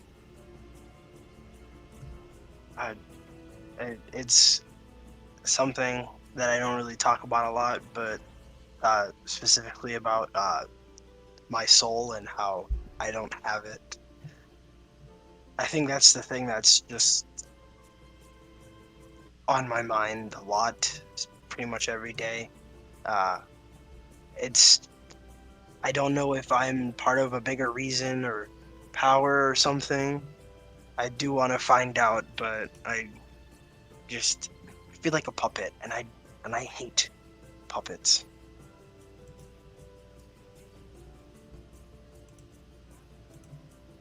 Can I ask, what did it feel like? Did you feel your soul leave your body when it happened? Or were you just told that it happened without any... It didn't feel like change? anything. I made a deal. I made that kind of deal, and then I take out. Well, I what I would assume was my arcane focus. I don't remember specifically whether it was an orb or a pouch, but it might have been a component's pouch. I just take that out and I say, the reason why I have magic is because I have no soul. That's the reason. I merely asked, and I got what I wanted.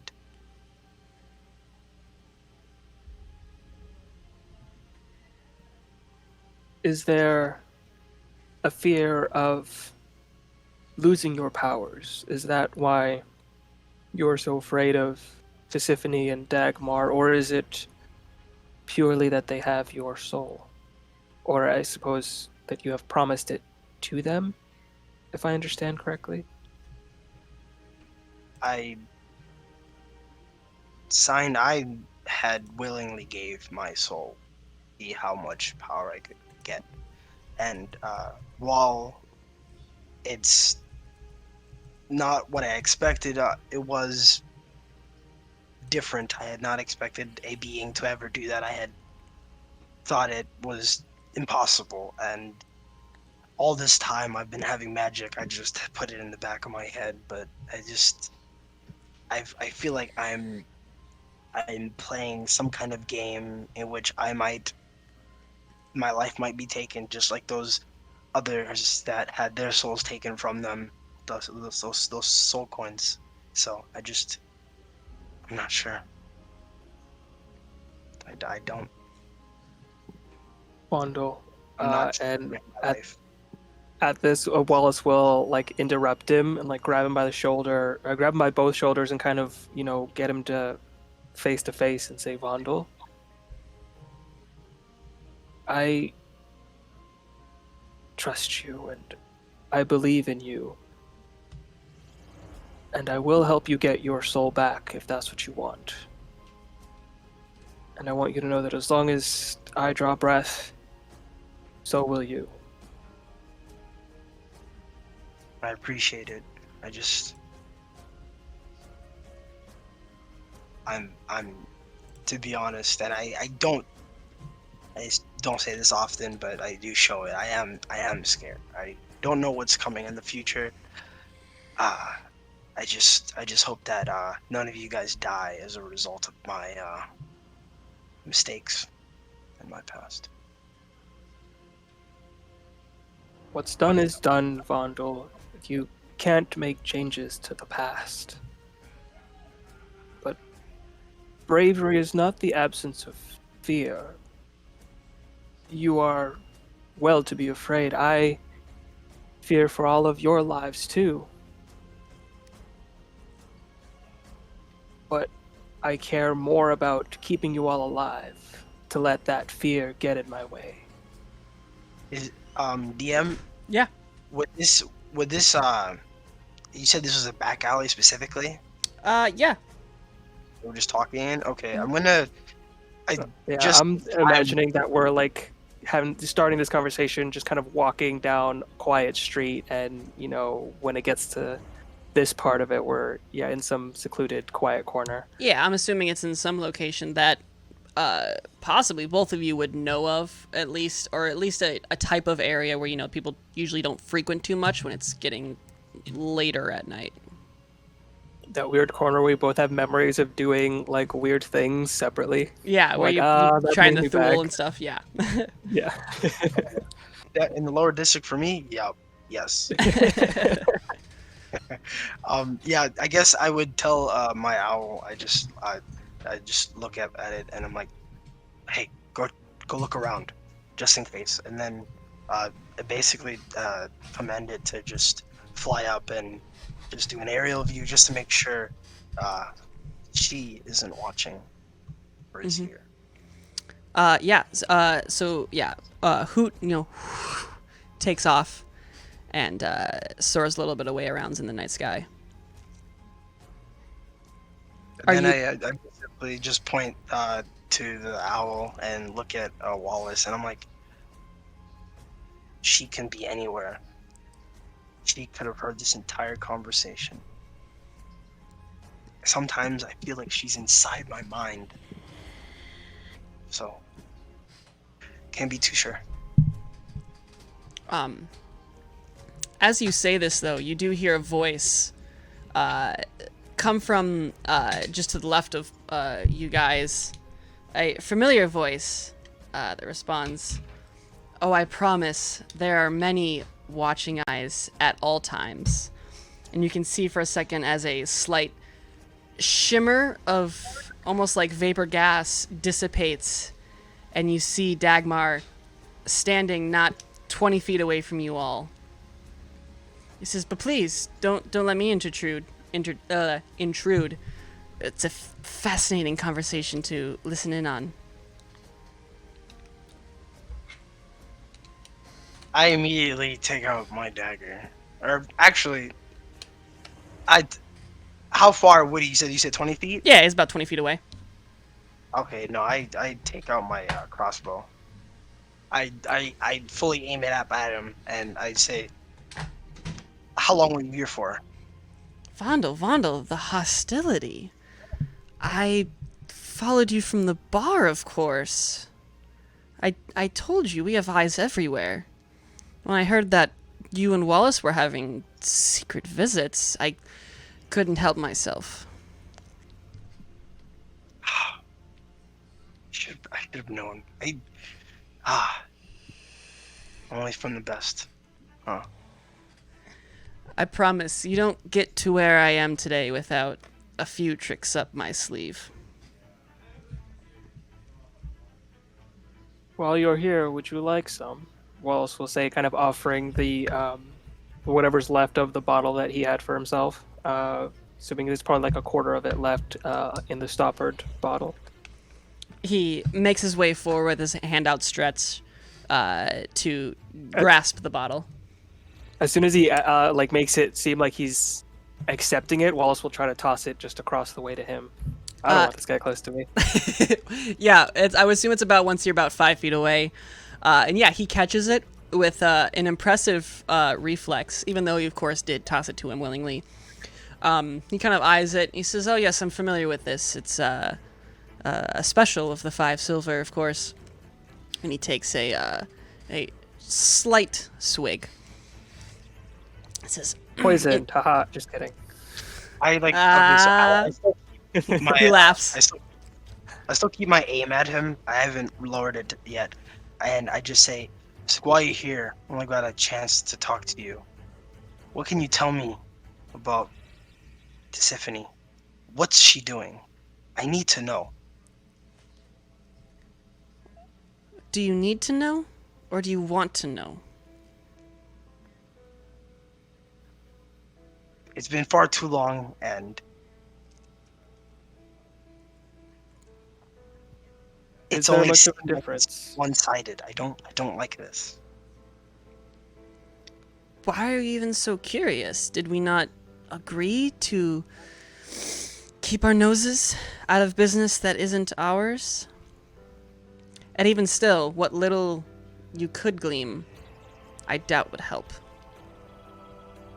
The plan is set in motion. And, luckily for the 6 of you, you're all very well protected. As long as you cooperate. Can I do an insight check? I guess, how possible would it be for me to try to figure out what we would think he means by "we are protected." Mm-hmm. With an insight check. Yeah, Is that give me an possible? insight check. But I also look into this as well. Yeah, I let you guys. Yeah, you guys can both make an insight check. Ugh. Mm-hmm. That's a little bit too much. What you got, Vondel? 6, 7, and a 4. It's hard to read. Woof. I'm not sure. Well, we were here as companions enjoying a nice walk through our city, trying to keep our noses clean of things. Is it a crime now to walk in a human city? Oh, of course not.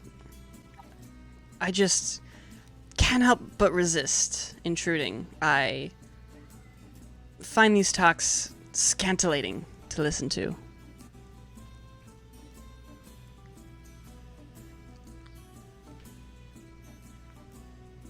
Well, I lower my crossbow.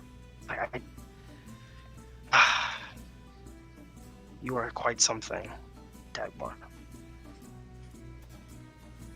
I have been known to turn out the trick or two that has awed even those who I assumed were beyond such impressions.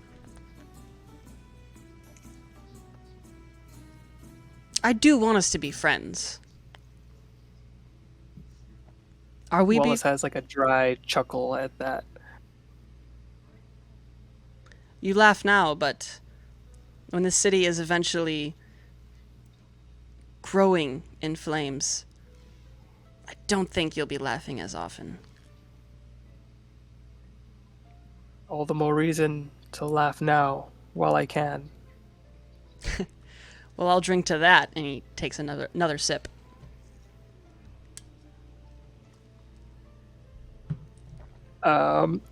Can I, with prestidigitation, I can create, I guess maybe not, light snuff a candle, harmless sensory effect. I wanted to see if there was a way I could like make the bottle like kind of pop in it before, like as he was going to take a swig, you know, to not harm him, but just like pop the rest of it. Like to like the sound of the glass shattering. So like actually shatter the bottle, but not in a way that like does damage. I don't. If that makes sense. I don't know if you can shatter the bottle, but I think you could. Yeah. You could create that sound with prestidigitation. No, if you wouldn't shatter the bottle, I don't think Wallace would do it. Okay. And is my owl still like up there, or? Yeah, unless you wanted to have called him back.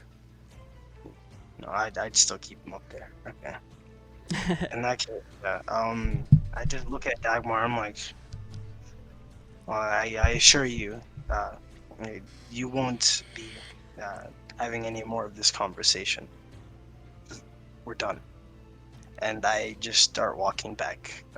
I look over to Wallace, kind of hint to get back inside, and yeah, as Wallace looks at, or as Vondel looks at Wallace, Wallace will nod, turning around to walk back and say, "I hope you enjoy that drink between friends," he'll say, with the like a curt nod. Mm-hmm. It'll be one of the last I expect we'll be able to share. Well, hopefully not. But if you insist, and you can see as there's a slight wave of his hand and a minor incantation muttered, and you see as his face shifts to that of an elderly, decrepit individual, and he turns and walks the opposite direction away out of the alley.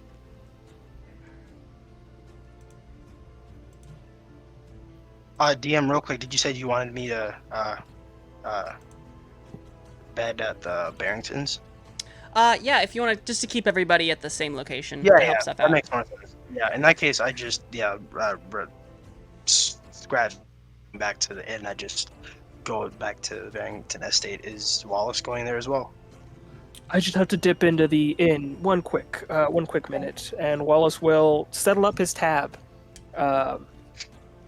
from, I guess, earlier in the day, right? Still technically the one day. It was the day before yesterday. But yeah, the bartender, what's his name? Carmen. He says, yeah, I was worried you were cheaping me out, but good to know that you're a returner. I appreciate it. And he pockets the coins and continues on his way, doing his business. Then yeah, at that he will. Can I do like a perception or maybe a sleight of hand check to see if there's like an unattended bottle, not like at the bar, but just around at one of the other tables that he can swipe on his way out? Yeah, give me a perception check. Natural 20. I'm just kidding. Watch this be the one though. Yeah, this will be the one. That's 8. not right. You notice several bottles, and just seeing the copious amounts of drinks that are currently situated on any table, it's hard to focus on which ones are unattended and which ones aren't.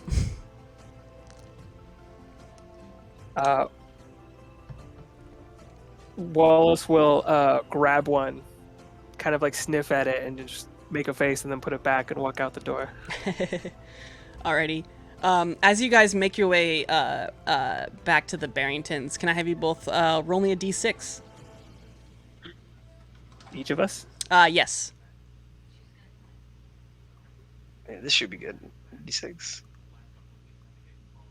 All right. 4. Okay. So you guys make your way back to the Barrington Estate, and without any trouble or worry, you're able to get through the gate without any harassment, making your way up down to Silver Street. You are able to get yourselves inside of the Barrington Estate, of course, making your way upstairs to the 2 rooms that the currently, I guess, 5 of you are all occupying.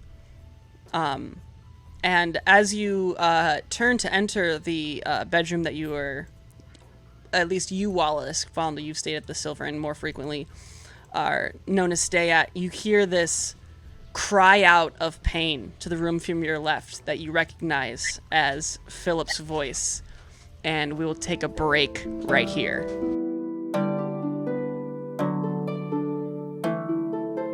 Yeah, he's a Force Ghost. I'm about to really start flexing my inability to function with more character deaths. Okay, so hopping back into this, Wallace and Vondel, you guys are outside in this hallway as you hear this cry of pain that is then silenced of Philip's screams.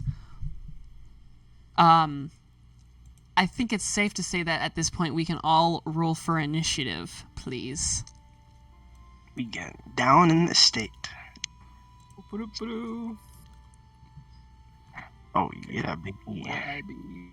What if Nuala elects to just I didn't roll leave it alone and keep sleeping? That would be canon. That would be canon. We all 10 more minutes. That is too good. There's Flint with that reaction.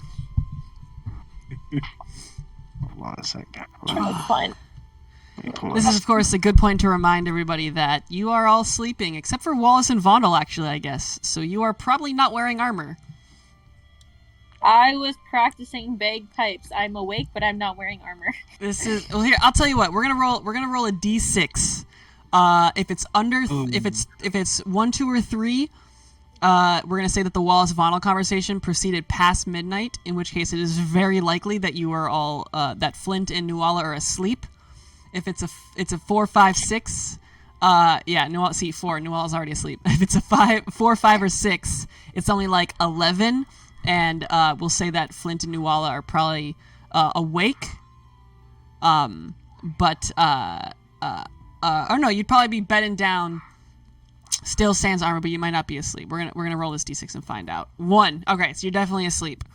Let me look at this turn tracker. Oh, it's so weird seeing My this. initiative didn't go on there for some reason. see I'm that. like, I hit my token and it just didn't. I like how you said that you would practice your bagpipes, but just not have your armor. Yeah, I doubt. Oh, here, Vondel and Flint, because you both rolled 24. Roll me just another d20 to roll. We're gonna do a roll off to see which one of you responds first. You got a +5 initiative. What's up? I trust nothing. I don't ever sleep. It's a 10 for Flint. This is true. Nuala's very canon for not trusting anything, but not trusting the ability to sleep. Oh shit! All right, so Vondel, you're gonna go first. Oh yeah, let me get you guys some music to fight to. I don't need a modifier, bro. Some Eminem, some fight music. There's a joke somewhere in that. Wait, hold up. It's not even me. It's my owl that picks it. I still have my owl with me. Hoot. Yeah, he's probably chilling on your shoulder. He's chilling. He's just pecking me very hard. I'm like, yeah. What? Well, as he's pecking you, you hear this scream of pain from Philip Vondel as you're outside in this hallway right here. Vondel, what are you doing? I guess I'd try to rush into wherever that noise might be. Alrighty. Oh yeah, I can open this door for you. If I can figure out how to do it. Oh yeah, look at that. How do I... Okay, so as you open this door... Oh, come on. Let me... Just work with me, roll 20. Okay. Never mind, we're not working with me. As you open this door, you notice that there is some abhorrent creature standing at the foot of Philip and Flint's bed. You can see as it seems to be wearing some sort of armor, but the little skin you can see that's exposed is almost shrunken and stretched over whatever bone it is left. In its hand, of course, though, you can also see this large great axe at its side as it stands over Philip. What are you doing? Two things. One, since I do have my owl with me, do I command it within the same initiative as me, or I think commanding. I'd have to look at the find familiar rules, but I'm pretty sure just like giving your familiar a command is like a free action, depending on what it is. Free action. I'm gonna roll it right because now. That's I not gonna. plan to. I don't. I think for right now, since I just opened the door, it probably looked up at me. I was planning on maybe just hiding and trying to. But I can say if you're looking at stuff like sneak attack, Flint is awake at this point. He's still laying down in his bed, but he does count as an adjacent ally right now. All right. In that case, what I consider opening this door would be movement just to do steady aim because you want to do. Yeah, open the door is. I would say that's just object interaction. Oh, interesting though, because object interaction includes drawing a weapon. No, that's nitty gritty. We don't need to care about. You can open the door and pull out your crossbow. You have two hands. Okay. In that case, then, I pull out Shadow and I just whisper to myself. I'm like, all right, let's see how you do, and I attempt to do steady aim for advantage on my roll with Shadow. Yeah, make that attack.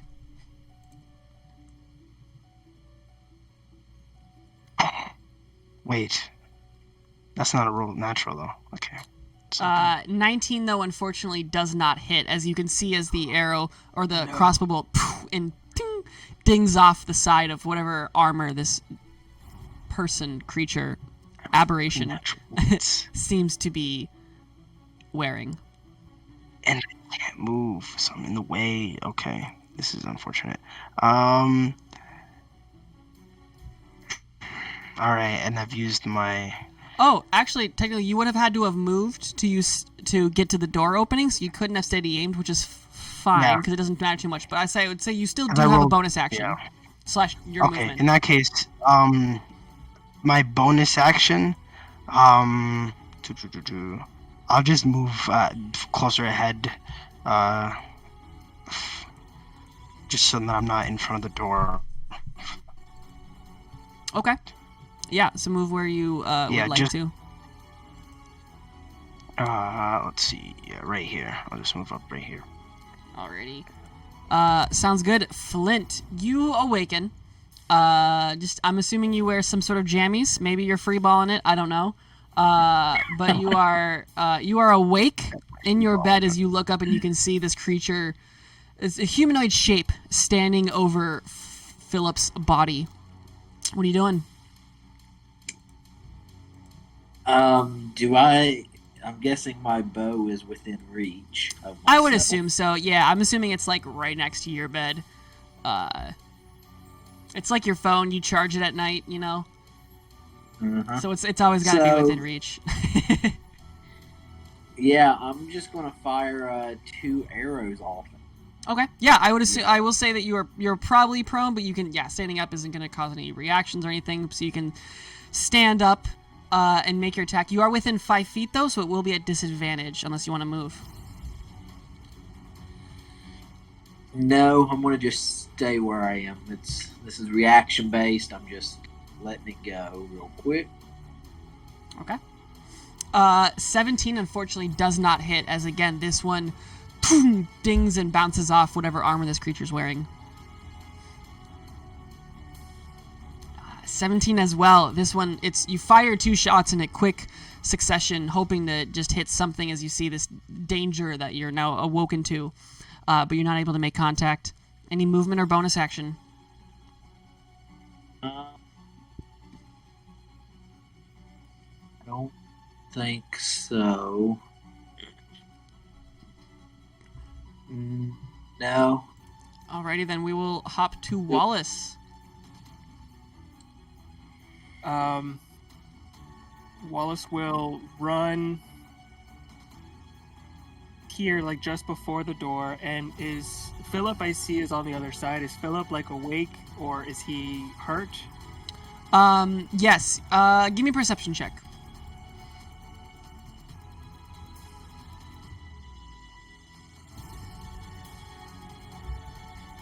Ooh. You can see very faintly with your keen eyes that Philip is seems to be very grievously wounded. You don't see any movement, but you can see, especially with your dwarven dark vision, a tiny trickle of blood pooling off the bed and spilling out onto the ground at the side of the bed. But Philip was motionless? Philip is motionless right now. Can I tell enough to know if he is alive? I would say that you would know that when by seeing Flint awake, you could tell that Philip's scream came from a person who's I guess Philip because Philip was hit, that's why he screamed. You're not certain if he's alive. You're not close enough to be able to detect a pulse or anything like that. You're uncertain.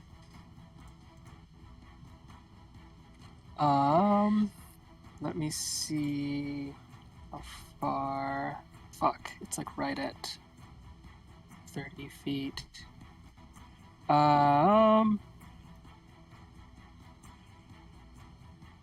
Wallace will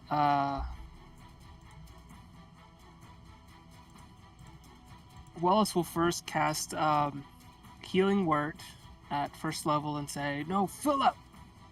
Fuck, this is what I get for closing out his character sheet.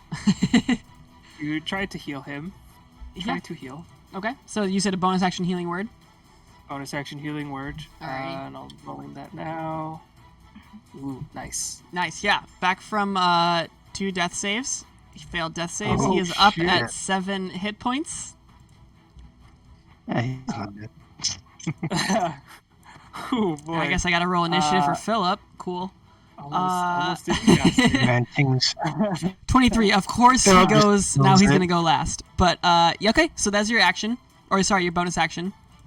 We'll also cast as my action, cast message to with the intent of having the message get to Nuwala and say, "Nuwala, alarm, Philip's room."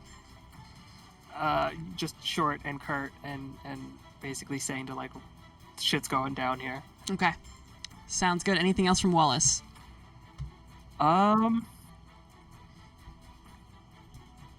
will. So it's action, bonus action. I will move here, just to the side. Okay. To the creature.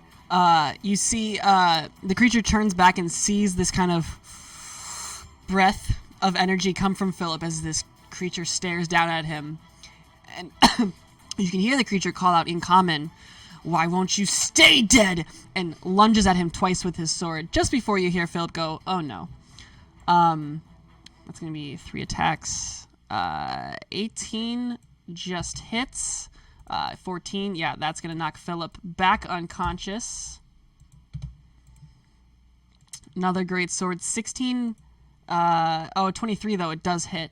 And the second attack throws down 2 failed death saves. The creature then turns and looks at the rest of you all. He says, "This is not your battle. Leave me my prey." Nuala. Okay, so I'm assuming that message woke me up, or either that or Philip's screams. Yeah, I'm gonna say Philip's scream woke you up. Okay, I'm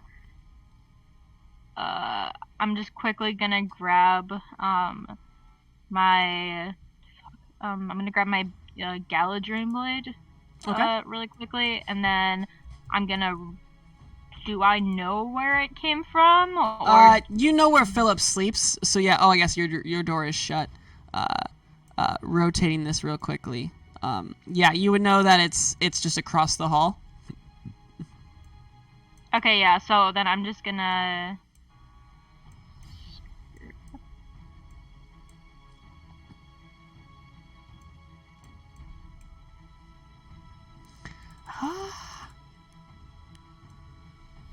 Huh. I'm sorry, my computer is moving incredibly slow right now. You're totally good. I'm trying to drag it and it's going So half your movement though stands you up, and you have. You're technically supposed to round down in D&D, so you have 15 feet of movement, which gets you here. Across the rooms, you can then see this creature. What does this look like for you guys? Oh, jeez. You can see this creature standing over Philip's body.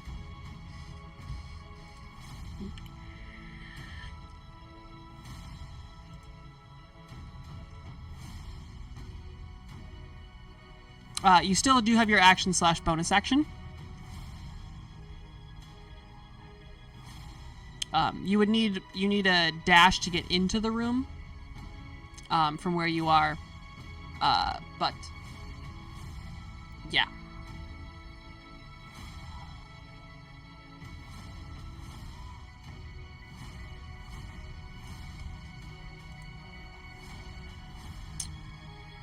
So what do you want to do?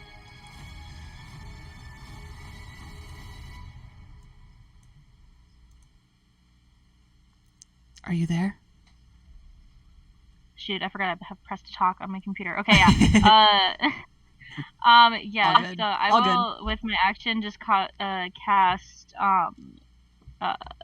Bane, or sorry, Bless. Okay. On just whoever whoever 3 are in there. I guess that's fighting that I can see, just the first 3, so it'd be just... Wallace, Vondel, and Flint? Yeah, so yeah. Cast just first level Bless on them, so... Or, sorry, second level Bless, that's 3 people. Okay, yeah. I think you can get it with just with the first level. Second level is... Oh, wait, never mind. Yeah, that says additional... Okay, yeah, so never mind, it is first level. Okay. Apparently, I do not know how my spells work. Okay, yeah, you're so good. just a you're first good, man. level then. Okay, yeah. And then that it will be my... and then that will be my turn. Okay. No bonus actions? That's fine. No. Alrighty. Nice. Alright, so Wallace, Vondel, and Flint, you are all blessed. Flint, what are you doing?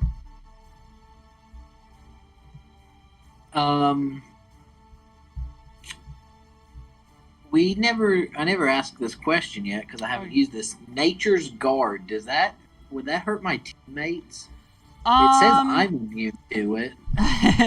Let me think. Shit, I'm pretty sure Nature's Guard it's a replication of a spell. Can you are you able to like throw it over into Roll20? Otherwise I can hop on your character sheet real quick. You'd think I would know this, being technically I homebrewed this. It's that 15-foot area around you. Yes, it's a 15-foot radius. Okay, I'm pretty sure it does harm. I'm gonna rule it right now that it does harm doesn't harm allies, but we could change that in the future. Okay.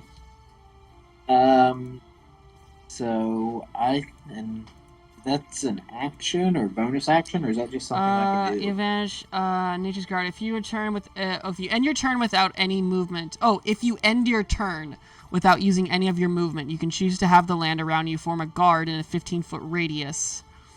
Becomes difficult terrain, causes damage. You are immune to both these effects. So it does affect enemies and allies.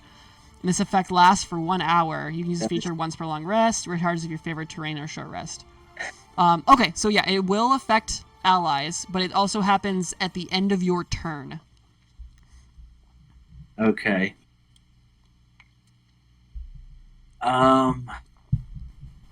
Do that then. And Philip's currently passed out, dead. Give me a perception check. Right. I do not care the critical role is live right now. Oh my gosh. Okay. 11. You're not sure. Philip's taking a fucking beating. An average person should be long gone dead. But right now you're not certain. Okay, I'm going to... Don't really have anything else I can do, so I'm just going to attack this creature again, or try to. Alright, 2 attacks at disadvantage.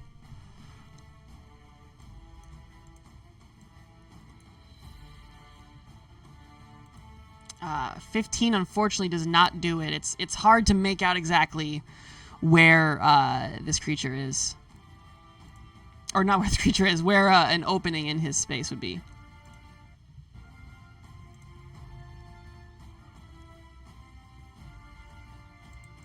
And 15 second again. 15 again. Yeah, it's hard. You're focusing so elegantly trying to find a place in here, but up close range it's difficult.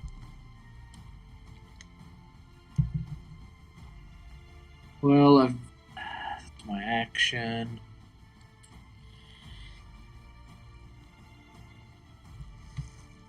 Any bonus actions? For my bonus action, I want to. Can I do my? I don't know. How high is the ceiling in this? It's about 10 feet. Regular humanoid building. Because it says for my writhing tide, Mm-hmm. I can hover. I'd So say you can can I absolutely hover? hover. Can Absolutely. I hover over Philip's body to guard his body? Fuck it, why not? Yeah, I'll give him half cover. Yeah, sure, why not? Yeah, you you hover over Philip's body. You're like, you can see as these possums shoot out of your pant legs and kind of like ants push you up, and they skirt you over Philip and form this sort of barrier between you and him, and you are hovering right above Philip. And so yeah, I'll give him a plus. I think it's what's half cover plus 2. That I'm not sure. I'll Google it while Yeah, Wait, half cover I think is plus 2. sounds like I think it's like plus 2 to like plus 3 or 5 for 3/4. That sounds right. But yeah, definitely. And that's my turn. Alrighty then, Vandal. All right. I guess I'd attempt to do the same thing. I'd go for steady aim this time and go for him. Do I right now have a disadvantage on him, or is it just? No, you're good. Okay. Yep. Then I'm just gonna do. Yep, plus 2 for half cover. Yeah, plus 5 for 3/4 cover. All right, let's see some shot. Let's see the shot. What do you got? Oh, 17. 17 unfortunately is not going to do it, as again, this creature has apparently learned since last time what kind of gear it needs to bring. Anything else from Vondel? Any bonus action or movement? Or sorry, I guess. Oh yeah, no, you said he aimed. Okay. Philip's gonna make a death saving throw. With 2 death saves already? What do we got here?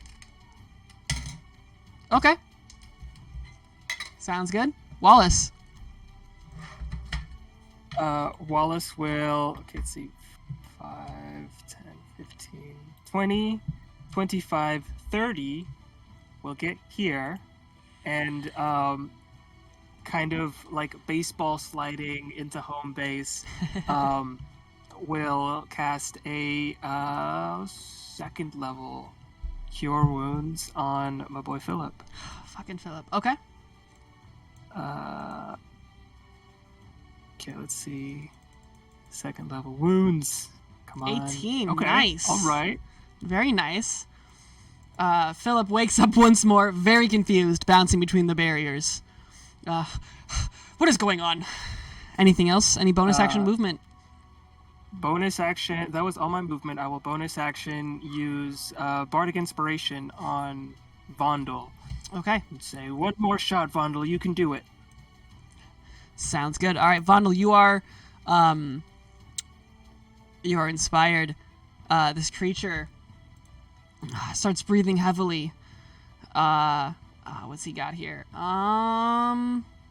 It's out of those.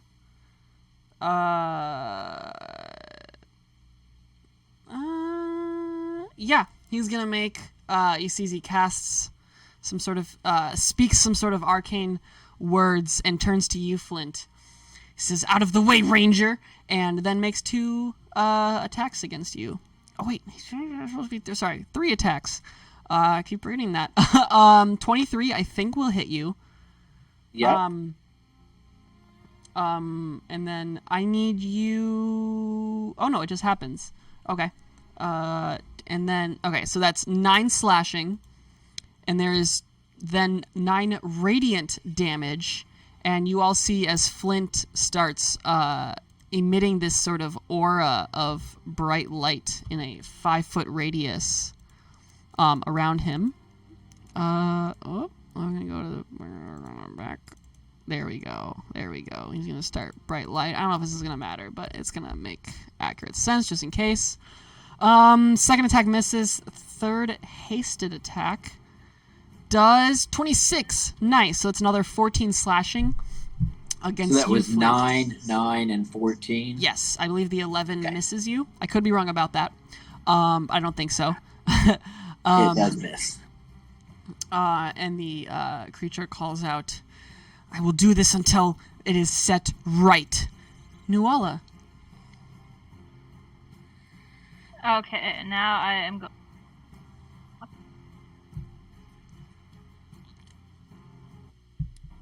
Okay, I will make my way into the room. What the fuck is this doing?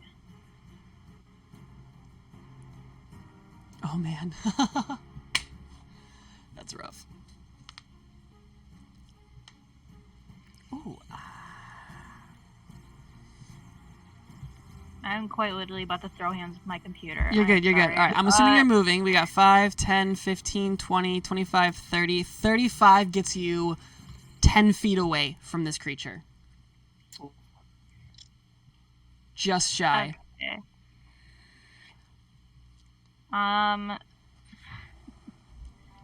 my god, I can't even move the fucking shit.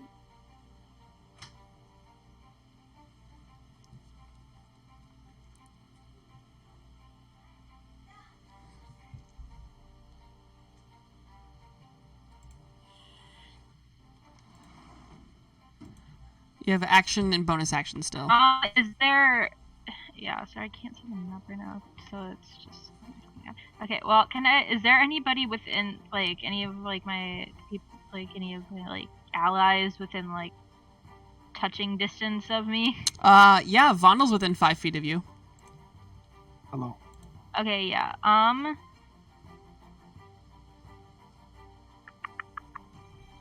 I've been blessed, and I think I have Bardic Inspiration, and I don't think I've been hit. Just to let you know. Oh, you should have been adding your bless to your attacks. Oh yeah, shit. That is true. Ooh. That's alright. Okay. That's alright. Next time. Next Guy's time. going Next down. time. Where was your I was roll? actually thinking of something else. I rolled a 17 and a 13. I don't know. Okay. You had advantage. Well, I am just next gonna. time. Yeah. Okay. Well, What what you I'm got, gonna try Nuala? to do right now is I am just gonna try to cast command Okay. Oh shit. on it Yeah. because. Okay. Okay. Oh shit. Yeah. What are you commanding him?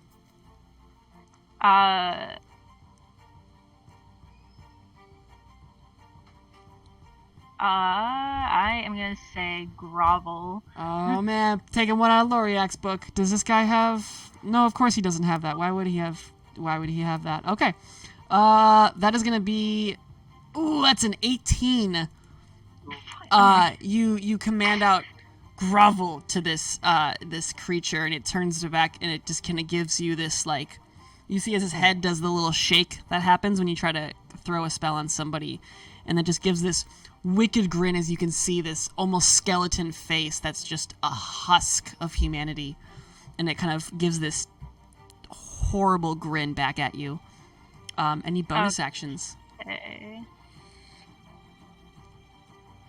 Yeah, I'm gonna cast Compel Duel as well for a bonus action. You're gonna drop bless because those are both concentration. Remember. Oh shit. You can. Wait a second. Oh wait, you already cast command, which is a leveled spell. You can't cast 2 leveled spells in one turn. Do you have any non-spell bonus actions?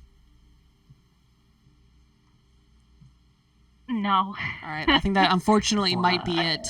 Yeah, that's if you want to throw in a quick if you want to throw in a quick one-liner, that is though very acceptable. If you got anything, if not, that's okay. Fuck you, clown. There we go. Yes. Fucking amazing. I'll tell you all that joke later. Okay. Fuck you, clown. Amazing. Flint, what are you doing? Since I'm You are still- hovering above a now conscious Philip.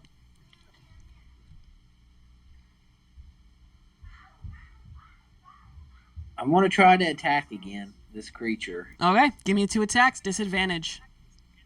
Okay. No one's hit. No one's hit him yet. Okay.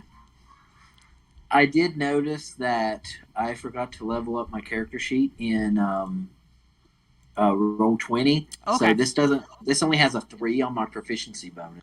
Gotcha. Yeah, we'll just remember your hits Yeah. are +1 for now. Yeah, I forgot about that. So First PC in history. 17 unfortunately does not do it, and neither does a 16 unfortunately. It's just hard kind of finding that fine line when you're up close with an enemy. What is this thing, dude? A 19 could have hit it. Oh my god. Is there anything else from Flint? that's pretty much all I can do. I'm going to just stay right here and protect Philip. Alrighty. Vondel, you're blessed. You're inspired. What do you got for me? Alright, well, I'm gonna listen to what Wallace said and I'm gonna try again, but I have a trick on my sleeve in case this doesn't work, but I don't think I can use it as a bonus action. So I'm gonna do steady aim, yeah. Okay. Again, and hold me down. 25 does hit. No need for bless. That is an ungodly damage. 9, 18, 27 on this bad boy.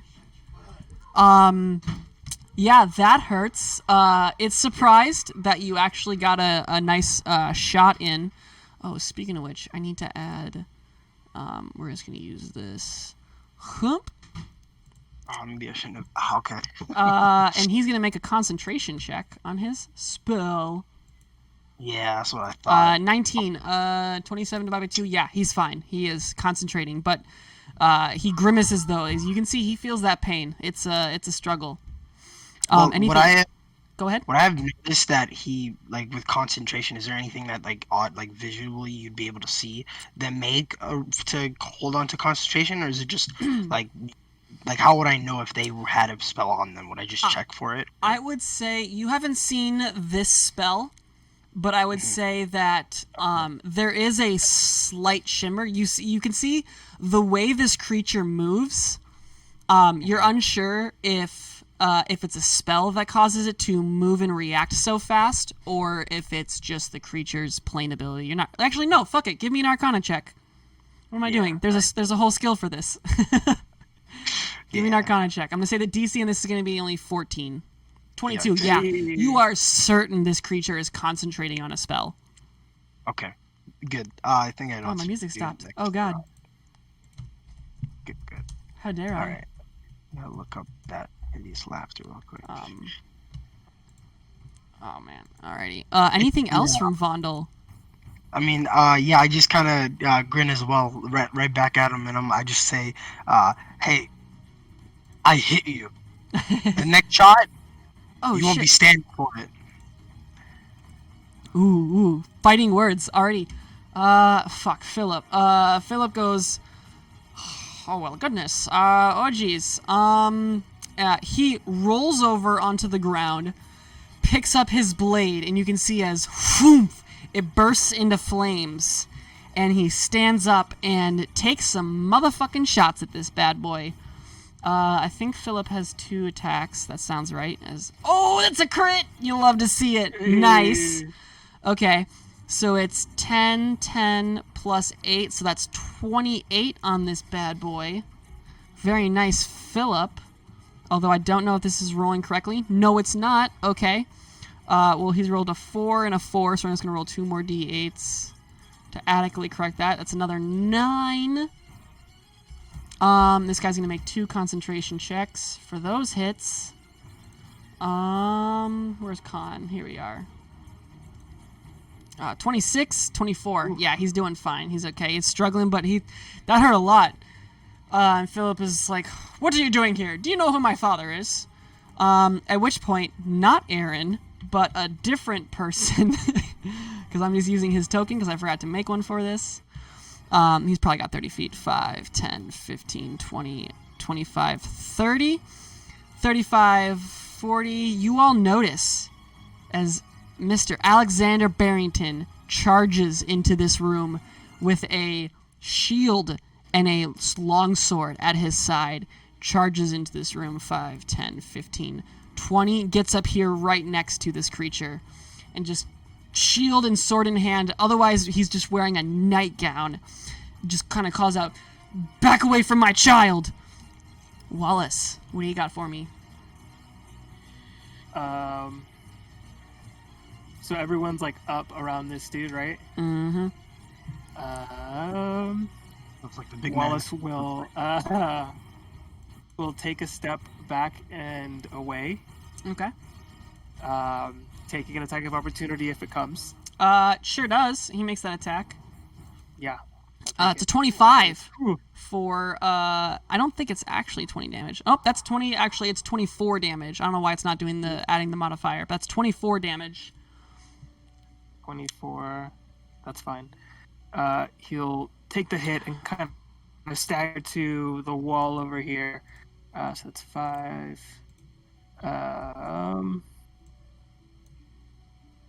And 15. We'll just move over here. And what kind of armor is this dude wearing? Can I see? Is it? Yeah. Like, I'm assuming like really heavy, like. Yeah, as you can see, as you're able to like kind of get your you can focus. This creature is wearing plate mail. Okay, and have we? I guess do we know? Have we fire against this creature before, and was he immune to it? You have not If we used don't know fire it- against this creature. Okay, well, first time for everything. Wallace will kind of stagger over and say, "Philip, we're all here behind you, and you." Kind of gesturing at this dude in front of us. "You can stand there and burn, and I will cast heat metal on his armor." Alrighty. Does he make the con save now, or does he make it on his turn? let me just cast it on the tabletop. Shit, I forgot. Okay. You're supposed to regain. Oh, whoops. Display. And okay. What You it think I is? would know There this we spell go. is. You cause object any creature in contact when you cast the spell. Okay, so first he just takes that 9 damage. Yes. Alright, very nice. If a creature is holding or wearing the object takes damage, the creature must succeed on a con save. Okay, yeah. So it doesn't say when. Where it takes. I'm just gonna roll it. It's probably supposed to happen on his turn. I guess it doesn't say. If a creature's holding or wearing the object and takes damage from it, creature must succeed on con save or drop it. If it can't drop the object, it's disadvantage rolls. I'm just gonna say it happens now. So he's gonna make a con save. 22. Okay, he succeeds. The creature must succeed on con save or drop the object. If it doesn't drop the object, it has disadvantage. Okay, so he doesn't drop his plate mail, but you get the implication he's making these attacks with disadvantage now. Hey, that's all I need. Wait, real quick. I'm sorry Yeah. if I could intrude. Because he's now taking damage, does he have to do a concentration check for the thing? He very much does. Thank you for reminding me. The DC for that's still going to be just 10. 13. Ooh, he's holding on. This creature is. I need that to go. But you can see as the skin kind of where the plate mail, you can see as kind of like tiny drops of like melted flesh begins to sink onto the ground. So let me hold in concentration on that. I might use my little clock. Okay, so that is action, movement. Wallace will then look to Nuala and say, "You may not be as good at bagpipes, but when you swing that sword is when your song really shines." And I will give a bardic inspiration. Nice. Very, very nice. Alrighty. After that, it's the creature's turn. And I was supposed to keep track of this, but I haven't. You can tell some of that goop kind of seems to and regrow on this creature as it heals. It's pretty pissed. Nope, it's not that one. He turns to you, Wallace, but he can't reach you because Philip's in the way. But Philip is right there, and he's gonna. He says, "You will be the end," and drives it against Philip 2 more times, or 3 more times. I keep forgetting. 16 misses, 27 does hit. Oh, he has just 18 hit points. Falls unconscious, but oh man, it's a straight roll. He rolled a 15. The third attack though does miss. But Philip's unconscious on the ground once more. That's the creature's turn. Nuala. Okay, I am going to walk up to the guy here, if I could move. Okay, well, assume that I have walked up to him. That's what I've been waiting for. Oh my fucking god. I am trying to hit him with my blade, but I cannot switch tabs right now. So... Oh no. What's your to hit right now? Do you know? Let's think. You have a +4 to hit for proficiency, +4. So you have a +9 to hit. So on roll 20, you can do a d20 +9. I think. If switching tabs is difficult. I don't think it's gonna. Yeah, it's just not, and nothing's working for me right now. It looks like so. You're good. Do you want me to roll it? If you could, because yeah, absolutely. It's not gonna work. Let's see. We're gonna do 2 rolls. Oh yeah, it's a d20 +9. Yeah, because 4 for proficiency, 18 strength is +4, +1 for your Gladygene Braid. So yeah, +9. 34. Well, that's not right. 16 +9 will hit. You do a d8 plus, I want to say 6? No, +7. I have, here, I can pull up my sheet on my, phone for this. Yeah, I'm pretty sure it's a 7, right? Because it's, 4 strength plus 2 for dueling, which puts you at... 1d8 +7 for it, and then, yeah. Alrighty. That is, oh man, 8 damage, but This Okay. creature is undead, so you do deal an extra d8 because of your blade. Okay. So that's Hello, And was then it I'm- D20? 11. Was that for the damage? the damage was The 8 one- plus 3, so 11. D8, I think, rolled on a D20. Oh, I did roll on a plus d20. 3. You're right. Thank you. So we're going to say it's 3 plus 7. This is the Galadream extra bonus. 3 again. Okay. So it's 6 Okay, plus and 7. then- Okay, and So then that's the first 13. and the second hit. I can roll on my phone really quick, and I can just let you know it. Okay. I did technically roll a 9 for you already. But it works out because a 10 plus 9 is a 19. 19 also doesn't hit. But he is going to make it. Actually, he's going to make a concentration check. And then all I wanted to do was Yeah, I he's wanted fine. to do a second level smite for. Second level smite. Ooh, can you roll it on there? Do you want me to roll that? If you could please roll. Yeah, that's 4d8, I believe, right? Because 3d8 for second level. It's another d8. Yeah, 'cause and then undead, I don't know if it does anything. Oh, it's a extra, sad but smite, but a smite nonetheless. Does him being undead do any extra? It does. It does. Instead of being 3d8, it becomes 4d8. But there is Okay. 2 1s in there, unfortunately. You're kind of sleepy. It's not your best smite. You've seen better, but you know what? You got that smite in, and it was glorious. The blade glows a little bit in the creature. You can see this recognition of fear, something you've seen in a lot of your enemies' eyes. This creature's it's a little worried, but it's still standing. Anything else from Nuala, do you think? No, I am just seething with rage that he awoke, Alrighty. that he cut short my sleep. That is all. How rude of him. Vondel, how do you vow revenge against this creature? I'm gonna try something else. I don't know. I just want to see how this goes. I'm gonna attempt to cast Tasha's Hideous Laughter. Alrighty. Wisdom save, if I I believe. think it is. Yeah, it's a wisdom. Yeah. Alrighty. That is a 20, unfortunately. Okay. Okay. Do you tell a joke? What does your hideous laughter look like? What do you say? I guess it's just like me, and because I still have my owl with me, and we're just making fun of its scales. And we're just like, oh man, do you see that? Oh, it looks so nasty. No one. Plate mail. It like kind of looks down itself and then back at you. He's like, I look awesome. Anything else from and then, Vondel? Super defensive villain.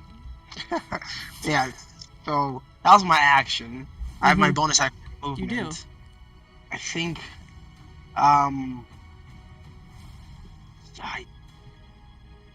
Is there anywhere that I can? Nah. No. This is a pretty open place. I was considering hiding, but I don't think that's gonna work. in this There is a place. closet you are right next to. Oh. But you get the idea that he would probably know that you just jumped into the closet because he can see. Exactly. Yeah, because we just had a nice conversation. In that case, I'm gonna I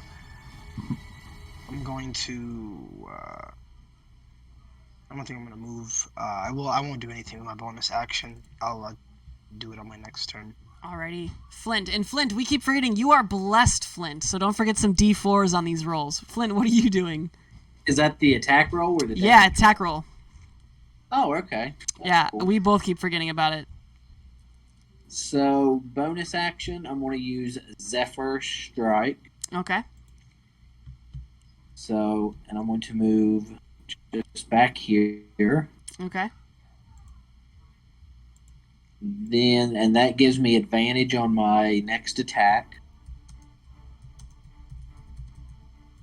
So, I'm going to charge my bow with fire since I seen the heat metal spell was going off. It does.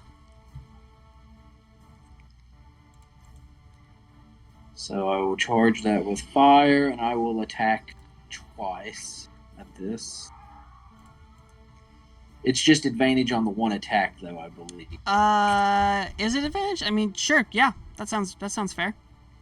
It's I probably think. the first Well, I attack. think the Zephyr Strike just gives me the one attack. Not both of them will be at advantage. Yeah, One yeah, it does the weapon one attack. attack and then it does the D8 as well. I think it's either Yes. force or it's the same, but I can tell you that it's not gonna matter. 30. There we go. Ooh. That hits. For 13 plus what's the D8 on Zephyr Strike? 1. Hey, every damage counts. Con save. 28, he does succeed. 2 for Gathered Swarm. Okay. Second attack. Second attack.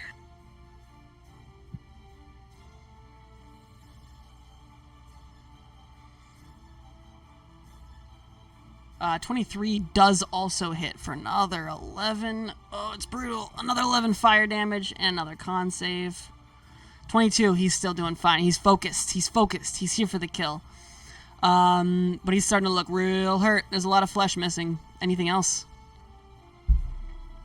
I think that's all I can do. Alrighty. Philip.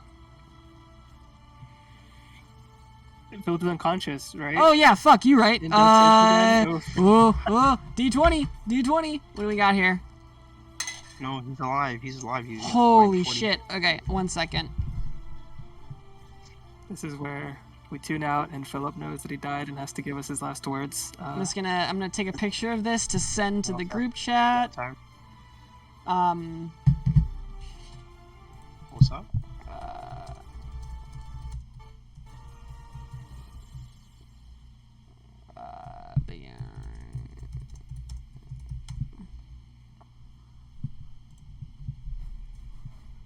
Whatever God Philip believes in.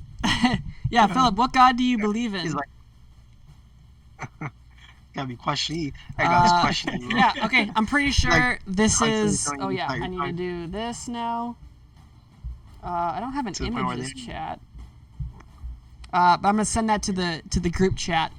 You all see as Philip, his eyes burst open as he awakens at 1 hit point. Yes. Stands up with half of his action and takes 2 attacks against this creature. Now Oh today, my 28 and 21 both hit. God. Actually, no, 21. The creature uses reaction to parry that attack, boosting his AC up a little bit. But the first attack does 8 plus 1. I'll take the second 8, so it's 8 plus 6.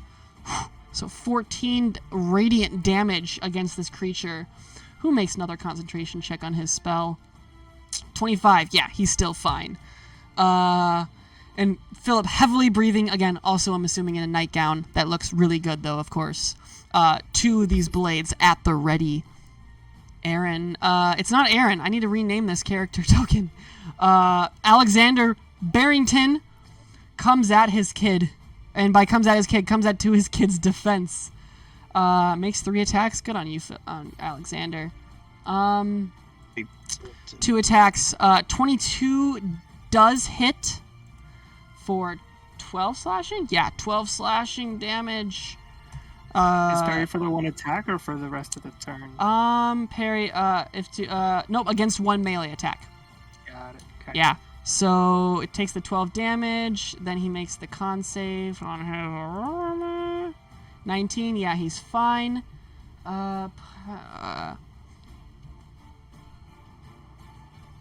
He then uses his shield to try to bash this creature.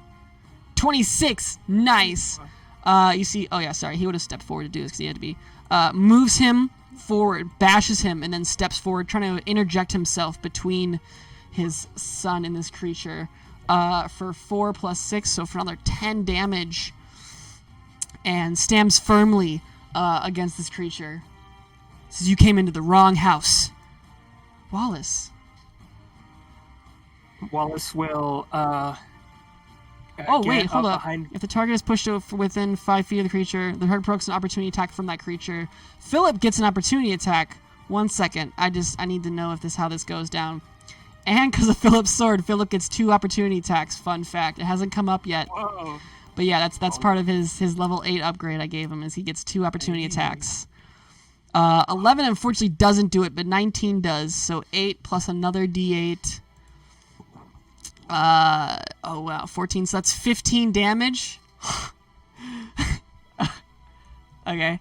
So you see as Alexander takes, these 2 swipes, and then his offhand takes the shield and bashes the creature, who falls backwards away 5 feet away from him. As he does, Philip takes his 2 swords, and on the opposite end, as the creature is pushed backwards, Philip takes his two blades and cuts through the back, separating the creature into 3 separate body parts as it collapses to the ground, unmoving and dead at all of your feet, dropping us out of initiative. Quite the father-son combo. Yeah, that was low-key pretty cool. I gotta admit, you can't make it up. Heavily breathing, y'all. No, Alexander kind of looks up at you all. What just happened? Yeah, Wallace will come up behind Philip and kind of support him on one side with like the Philip's arm over his shoulders and pump a cure wounds into him at first level for that much. For 9, yeah. I just look at Alexander and I just say, yeah, we're kind of shoot first, ask questions later, and we don't usually get to the questions later, as you can see. So, yeah, heavily breathing. Philip thanks you, Wallace. And he's, what just happened? I'm very tired. And he, as you can see, as his blade, the flames jettison out, and kind of a tiny bit of smoke bursts from the blades. His fall. If he's falling over, we'll control his fall into the bed. Yeah, he does so, and he falls kind of to the bed, and then kind of like places his hand on the sheets. This is goodness, blood is so hard to get out of the sheets. How rude of this creature. Father, I will fetch the spare linens. And then Philip exits for a moment. Can Wallace start using like prestidigitation to clean the linens?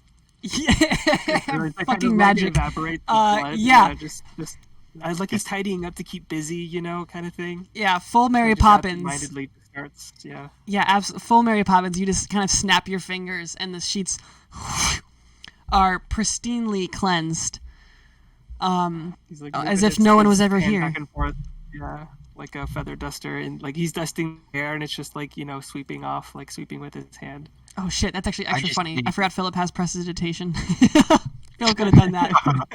Philip forgets. It's magic. It's confusing. Why do you need magic? I have swords.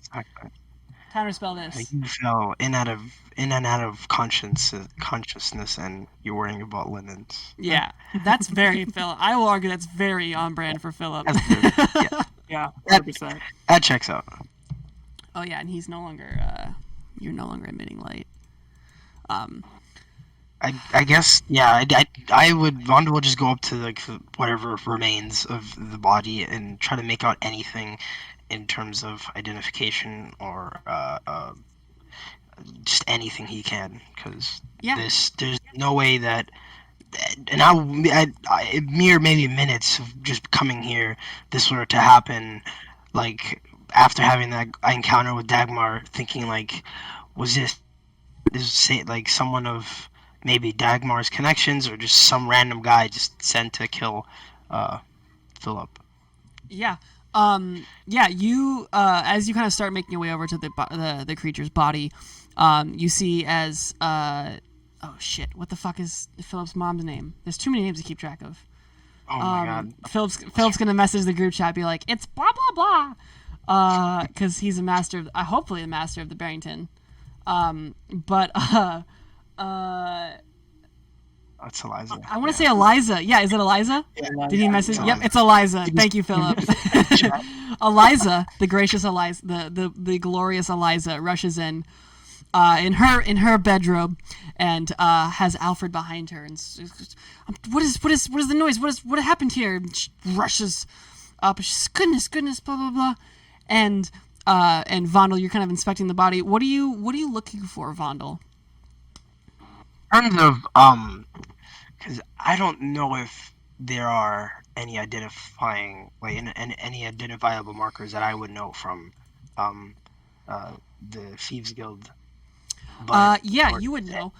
Give me an investigation check. All right, and I'm just gonna pop out my little. That's right, your monocle.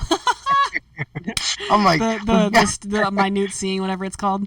yeah. I'm just like, I know let's it's get from. down to Give me an investigation check with advantage. 28. Fucking gosh. Yeah, you don't find any markers that would usually, and you know that a lot of the Thieves Guild do identify themselves in case, or have an identifying marker for circumstance whether or not they need to bribe a guard with who they are, or if they're meeting another thief that might, or a guild member that might not know that that person's there. You know that a lot of the Thieves Guild members keep in some sort of token on them to identify themselves, and you don't find any identifying markers on this person / thing.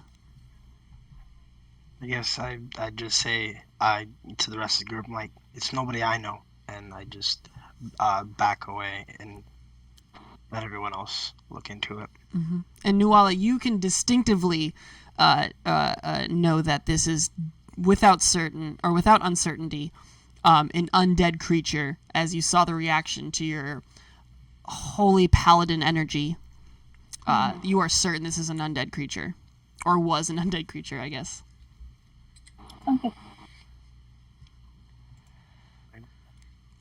But after you finish that up, Philip kind of makes his way back in, holding a pair of sheets, and kind of makes his way to the bed and kind of gives like a weird look, like, I swear there was blood all over these sheets just a moment ago.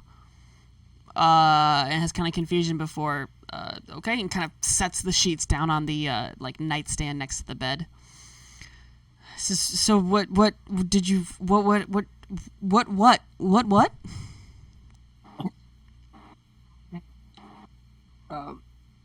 DM, would we remember if this creature has attacked us before?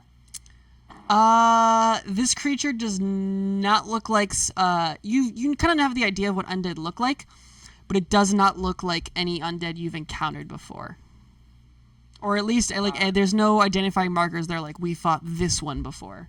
Okay, not even, under the bathhouse in a tiny hut? No, yeah, distinctively I can tell you that this is not the same body. Gotcha. Ooh, interesting. Okay. Interesting tidbit. Freudian slip. I'm gonna remember what exactly you were saying, because it had been garbled within him saying, like, oh, I want to finish the job after him Philip, like, come back to life and such, and the whole consciousness thing. Did he say it was a hit job? Was it specifically? Because when we had entered in, it looked like he was just like he went after Philip first. Yeah, there's definitely no question that this creature wasn't after Philip. Okay. Good.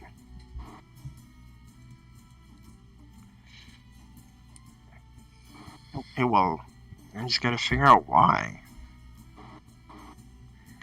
I believe it's easy enough for us to figure out why, but we weren't exactly just having that talk with opportunity Dagmar too.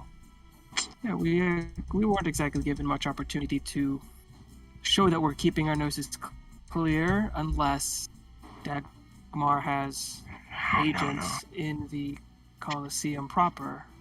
And as far as I know, these aren't his goons. So whatever this is, it's got to be someone else. It is all a bit too suspicious for my liking.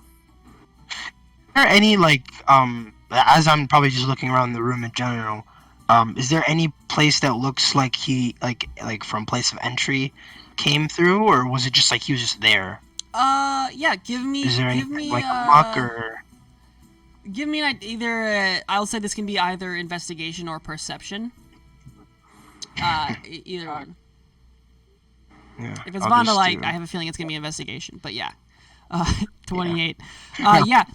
You notice kind of very distinctly these sort of kind of muddy footprints now that you're looking for them that are very faint, that they see, as you kind of follow them, you can see as they make their way out of this room, down the hall, down the stairs, and then through the front door. Okay, what? So it came... Okay. How did no one see this? Well, it's night. You could surmise that people were Oh, sleeping. so I'll that say. makes sense. Just to avoid any, like, D&D magic nonsense that can pop up with the thought process. You could easily surmise that this creature could have just walked into the front door because people are asleep. What am I It's saying? late. I've done that before. Yeah, it's a classic Vondel trick. Just walk in while they're sleeping. Yeah, I look at the mud things, and I'm like, I wouldn't leave any tracks. So amateur. And and yeah, I guess I go back and let everybody know that it was just during the dark of night, and was just able to get through. I don't think there will be anything identifiable further out, so who this guy might have been, I don't know. Whoever sent him. Well, we expect he was probably sent by either Dagmar or Tisiphone, both if they are in league with each other. Oh. But this begs the question... I speak a little bit louder as I'm talking. I'm like, who knows? They could be watching us as we speak. So, what good protection have you been giving us after we just talked? As you say this, nothing happens. Don't do that. Don't do that. They could be there, just nothing happens. Could be. Could be. Could be. There's only so many second level spell slots. Yeah. Yeah. I just force him to burn all. Yeah, no. But is there unless there's anything else you guys want to is there anything else you guys want to investigate? Blah blah blah. Before we hop to the following morning. I want to speak to Alexander. Yeah, absolutely. You kind of make your way up as you approach him. He's let his guard down now a little bit, sword and shield still at his side, but yes.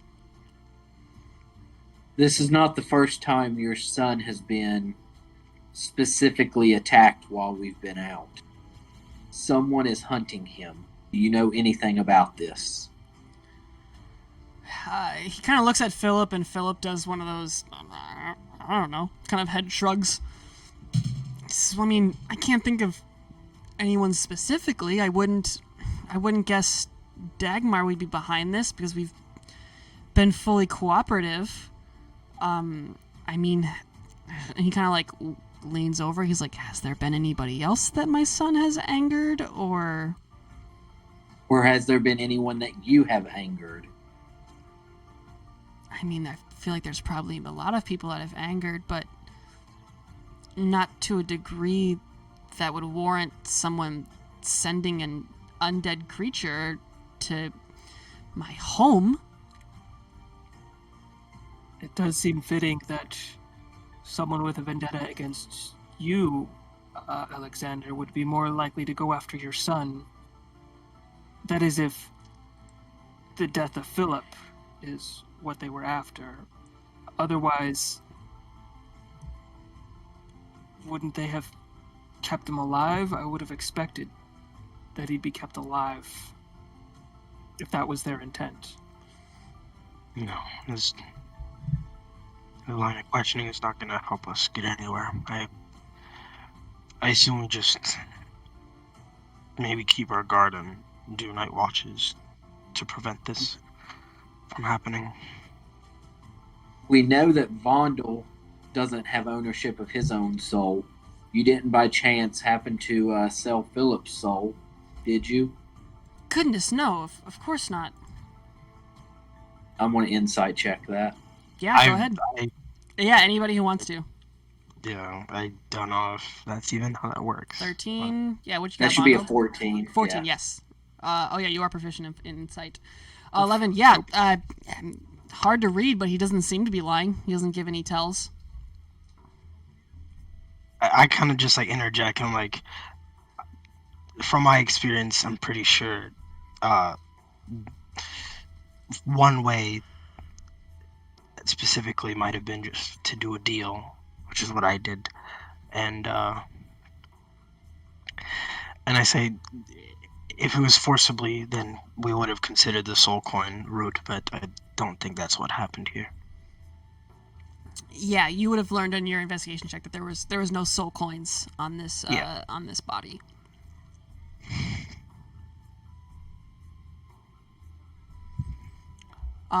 Well, Philip, it seems as if you've made some very powerful enemies that you don't remember making.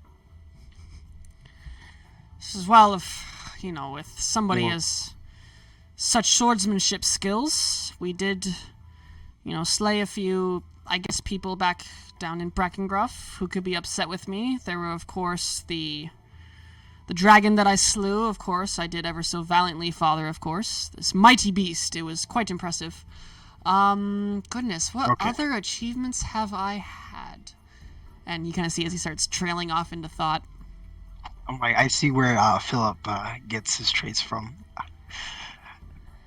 This is, well, he's not his brother, but he does seem to do well for his own. Who said that? Alexander. Okay. All right, man. Is there any other upper class family such as yourself that could benefit by killing off the Barrington bloodline? Well, I can't imagine so, unless one of them was seeking to absorb our empire. Quick kind of, still in game, but point of context, and you guys would all know, having at least a majority of you living in Arnor. So one of the big things of the five families is why they're kind of known as the five families. Is one, they were one of the five families who first settled in Arnor. One of which are the Arnorians, the Arnor family. But basically, the five families all have their own. How should I say, like, they have their trade, and so you have basically the Arnorians, who are very old money because they were basically the family that was kind of head of the excursion to the east that settled this land. You have, of course, the Barringtons, who are in charge of entertainment. You have the Lynch family, who were the sort of craftsmen and artisans, so they run a lot of they kind of work a lot with the craftsmen in town. You have the Cofield family, who helped set up the Wathwain Temple, and then of course you have the Vanthempers, who kind of run the trade. They deal a lot with the other nations in trade, and so Alexander says, unless one of them wanted to absorb one of us for their own gain, I mean, it's possible, but I mean, the Arnors and ours get along fairly well. We don't have too much gathering with the Cofields. The Lynches and the Vanthempers we don't deal with too much. I wouldn't put it past them, but I wouldn't guess it either. I don't know. This feels like something different. I wouldn't... Our families have never had quarrels of this way, and I at least would guess that doing something such as necromancy to get back at us, and to take out even still, say they do take out Philip here, there's still me and Eliza. It's not like taking out our son changes anything, unfortunately, with the family business. Though, of course, our heir could be troublesome, but even still, I don't know. This. If Philip were to die in one of these attacks, and it was made apparent one way or another that one of these families potentially had something to do with it, would you seek retribution against them? Well, I can promise you that whoever it is that is making these attacks against my son will find a bloody revenge when I figure out who it is. Could it be that someone is working, maybe not with one of these families, but using these families, if anything, to build up distrust and adversity between you all. Someone who would place an attack on the Barringtons, and if successful, make it look like the Lynches or the Van Thampers had a hand in it. Promote squabbling between the 5 families, and then makes each one easier to topple. I mean, possibly, but as much as I dislike saying it out loud, the Vanthampers and us Barringtons are fairly cohesive nowadays. That Thalamra witch is pleasantly open, her and her son. But even still, it just, I don't know, it doesn't make sense to me. I'm still trying to grasp whatever it is going on, the little I can understand. But I don't know, maybe someone is trying to attack us 5 families, but to what end?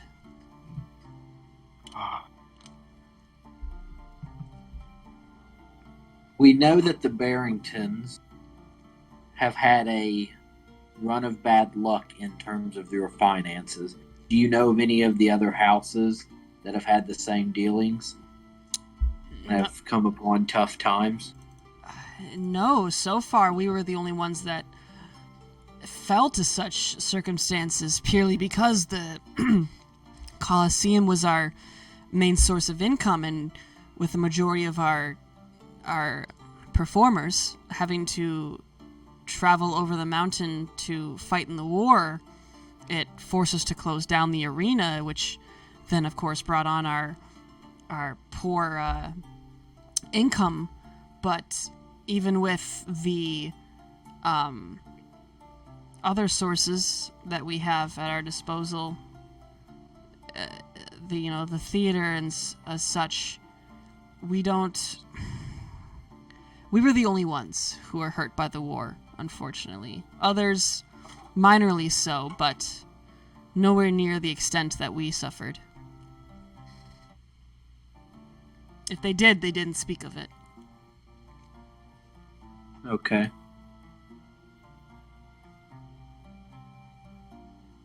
Perhaps that may be all the more reason why they are targeting you. They see your family as weakened due to the current state of politics. And with 1 out of 5 families under control, well, I hesitate to think what someone could do with that kind of influence. Someone with more nefarious purposes. At any rate, this is all speculation, and I believe we should all get some rest. Yeah. Do you remember what we discussed, Alexander, about the automatons? I suggest you bring some close and keep them there. Well, between you and me, it's supposed to be a surprise part of the show that you guys will face against those creatures, or those constructs, but they're also only prototypes. We're not fully certain what their performance will look like. I do hope that they're at least, at minimum, a struggle, so to say.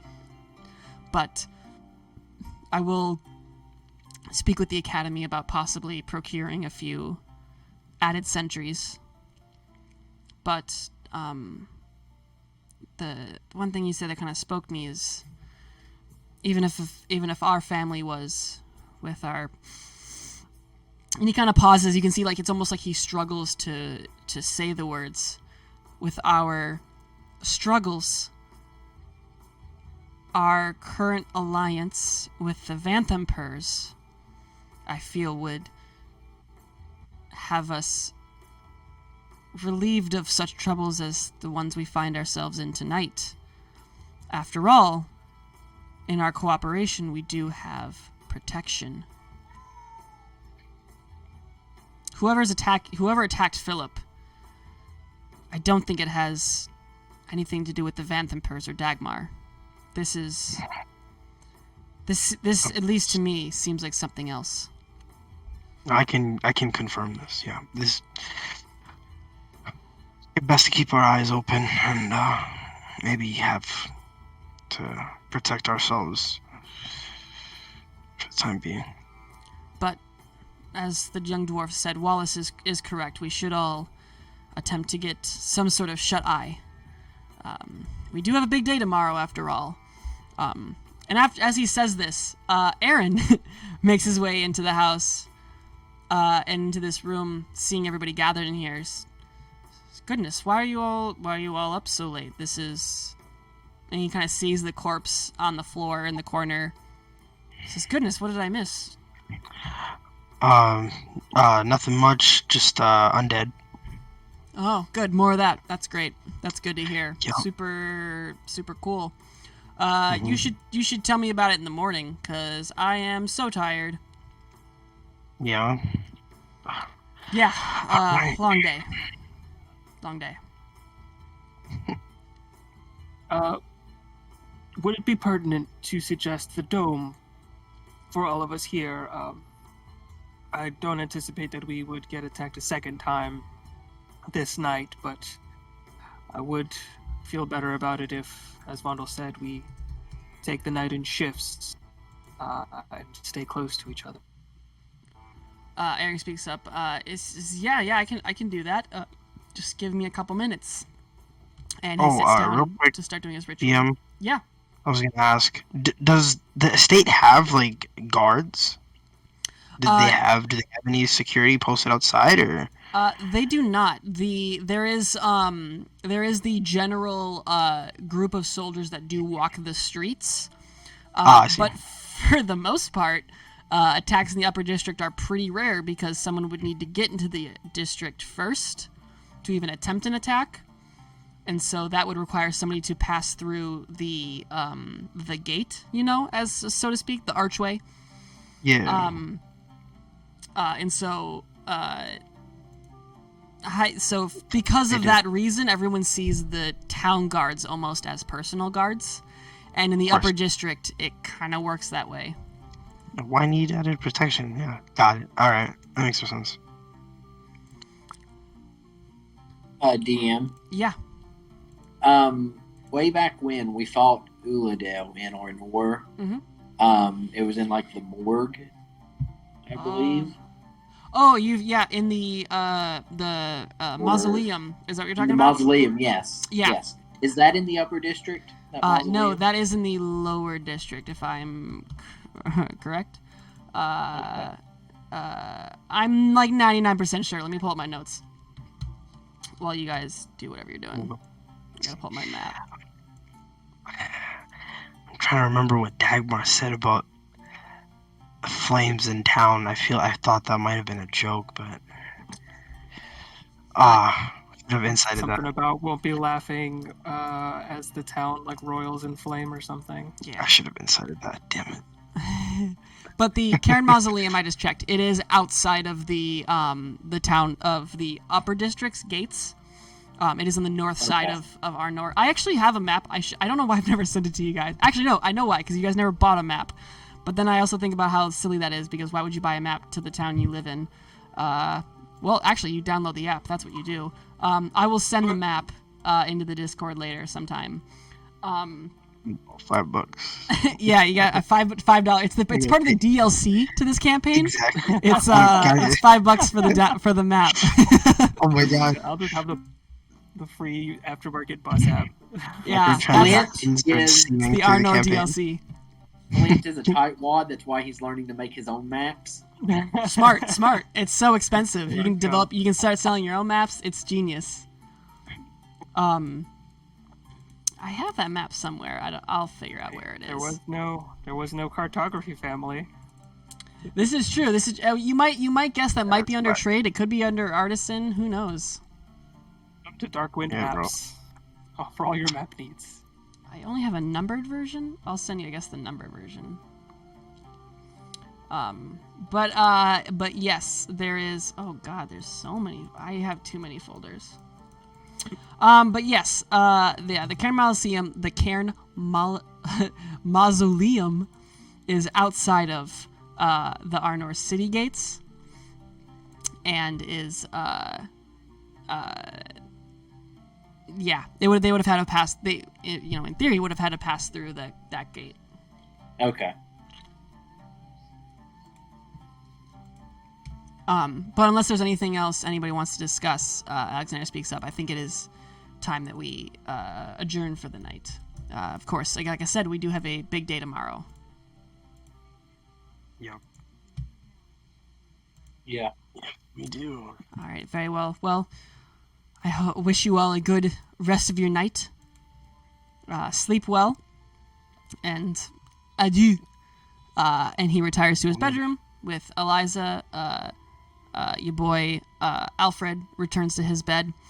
You all return to your sleep. Nothing does attack you in the rest of the night. Your long rest is completed. Shimming it up a little bit. Is there anything anyone wanted to get done the following day before the Colosseum event?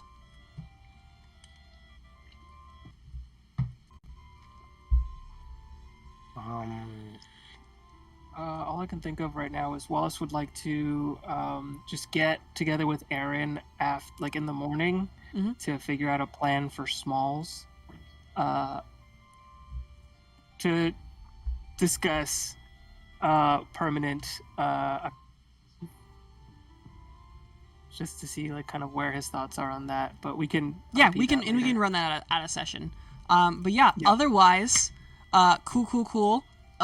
Let's call it here for the evening, and we will pick it up. I get to do the cool transition of. We will pick it up next week at the Colosseum of Champions. Philip, we will miss you so much. Pretty sure we'll run a one-shot that second week when you're gone. Depending on my mood, who knows? We'll see how I feel about it. We got some shit to get to, man. We got a lot of one-shots this summer. But beyond that, thank you guys so much. Comments, questions, concerns, hit me up. Let me know. Let's have a chat. Otherwise, go ahead. I was just going to ask, it doesn't have to be right now. Could you put in the Discord the 5 family names and what their trades were? I didn't get all of that. Yeah, no, yeah, I did. I spurted it like a comedy sketch. I'll see how the spurting like a gouting wound. I'll put it under resources. And then, of course, Barrington is entertainment. I spelled entertainment wrong. There we go. But yes. Barrington. That sounds right. But yes, okay, so I just threw it in the chat real quick. Yeah, so Arnor, they are founders of Arnor, so they're the old money guys. Lynch are the artisans. Cofield runs the Wathwain Temple and that stuff. Vanthamper for trade, and Barrington's for entertainment. Got that in there for you. Any other questions? Anybody? Any quick lore dumps I need to throw on you? I love it. There's so much stuff. Repeat back my entire backstory real quick. Your entire backstory? One more time. This is a spoiler-free episode. You gotta earn those. The rest of the group needs to earn that. We're halfway there. We're halfway there, Vondel. Halfway. I don't know. That's a rough estimate. But on either end, y'all have a good week. Philip, we'll miss you. Aaron, we currently miss you. The rest of y'all. Are we blessed with his voice? Yes, I just got off work. So. Oh, perfect. Naturally. Actually, yeah. If you want, Philip, hit me up when you get home. We can run a quick session if you want. We can run some stuff in the Discord that you were talking about. And I'll snippet it into this session, and I'll snippet part of it into the next session. All right. Tarantino time. All right. You all have a good night. I'll see you next Thursday. All right. See ya. All right. Bye.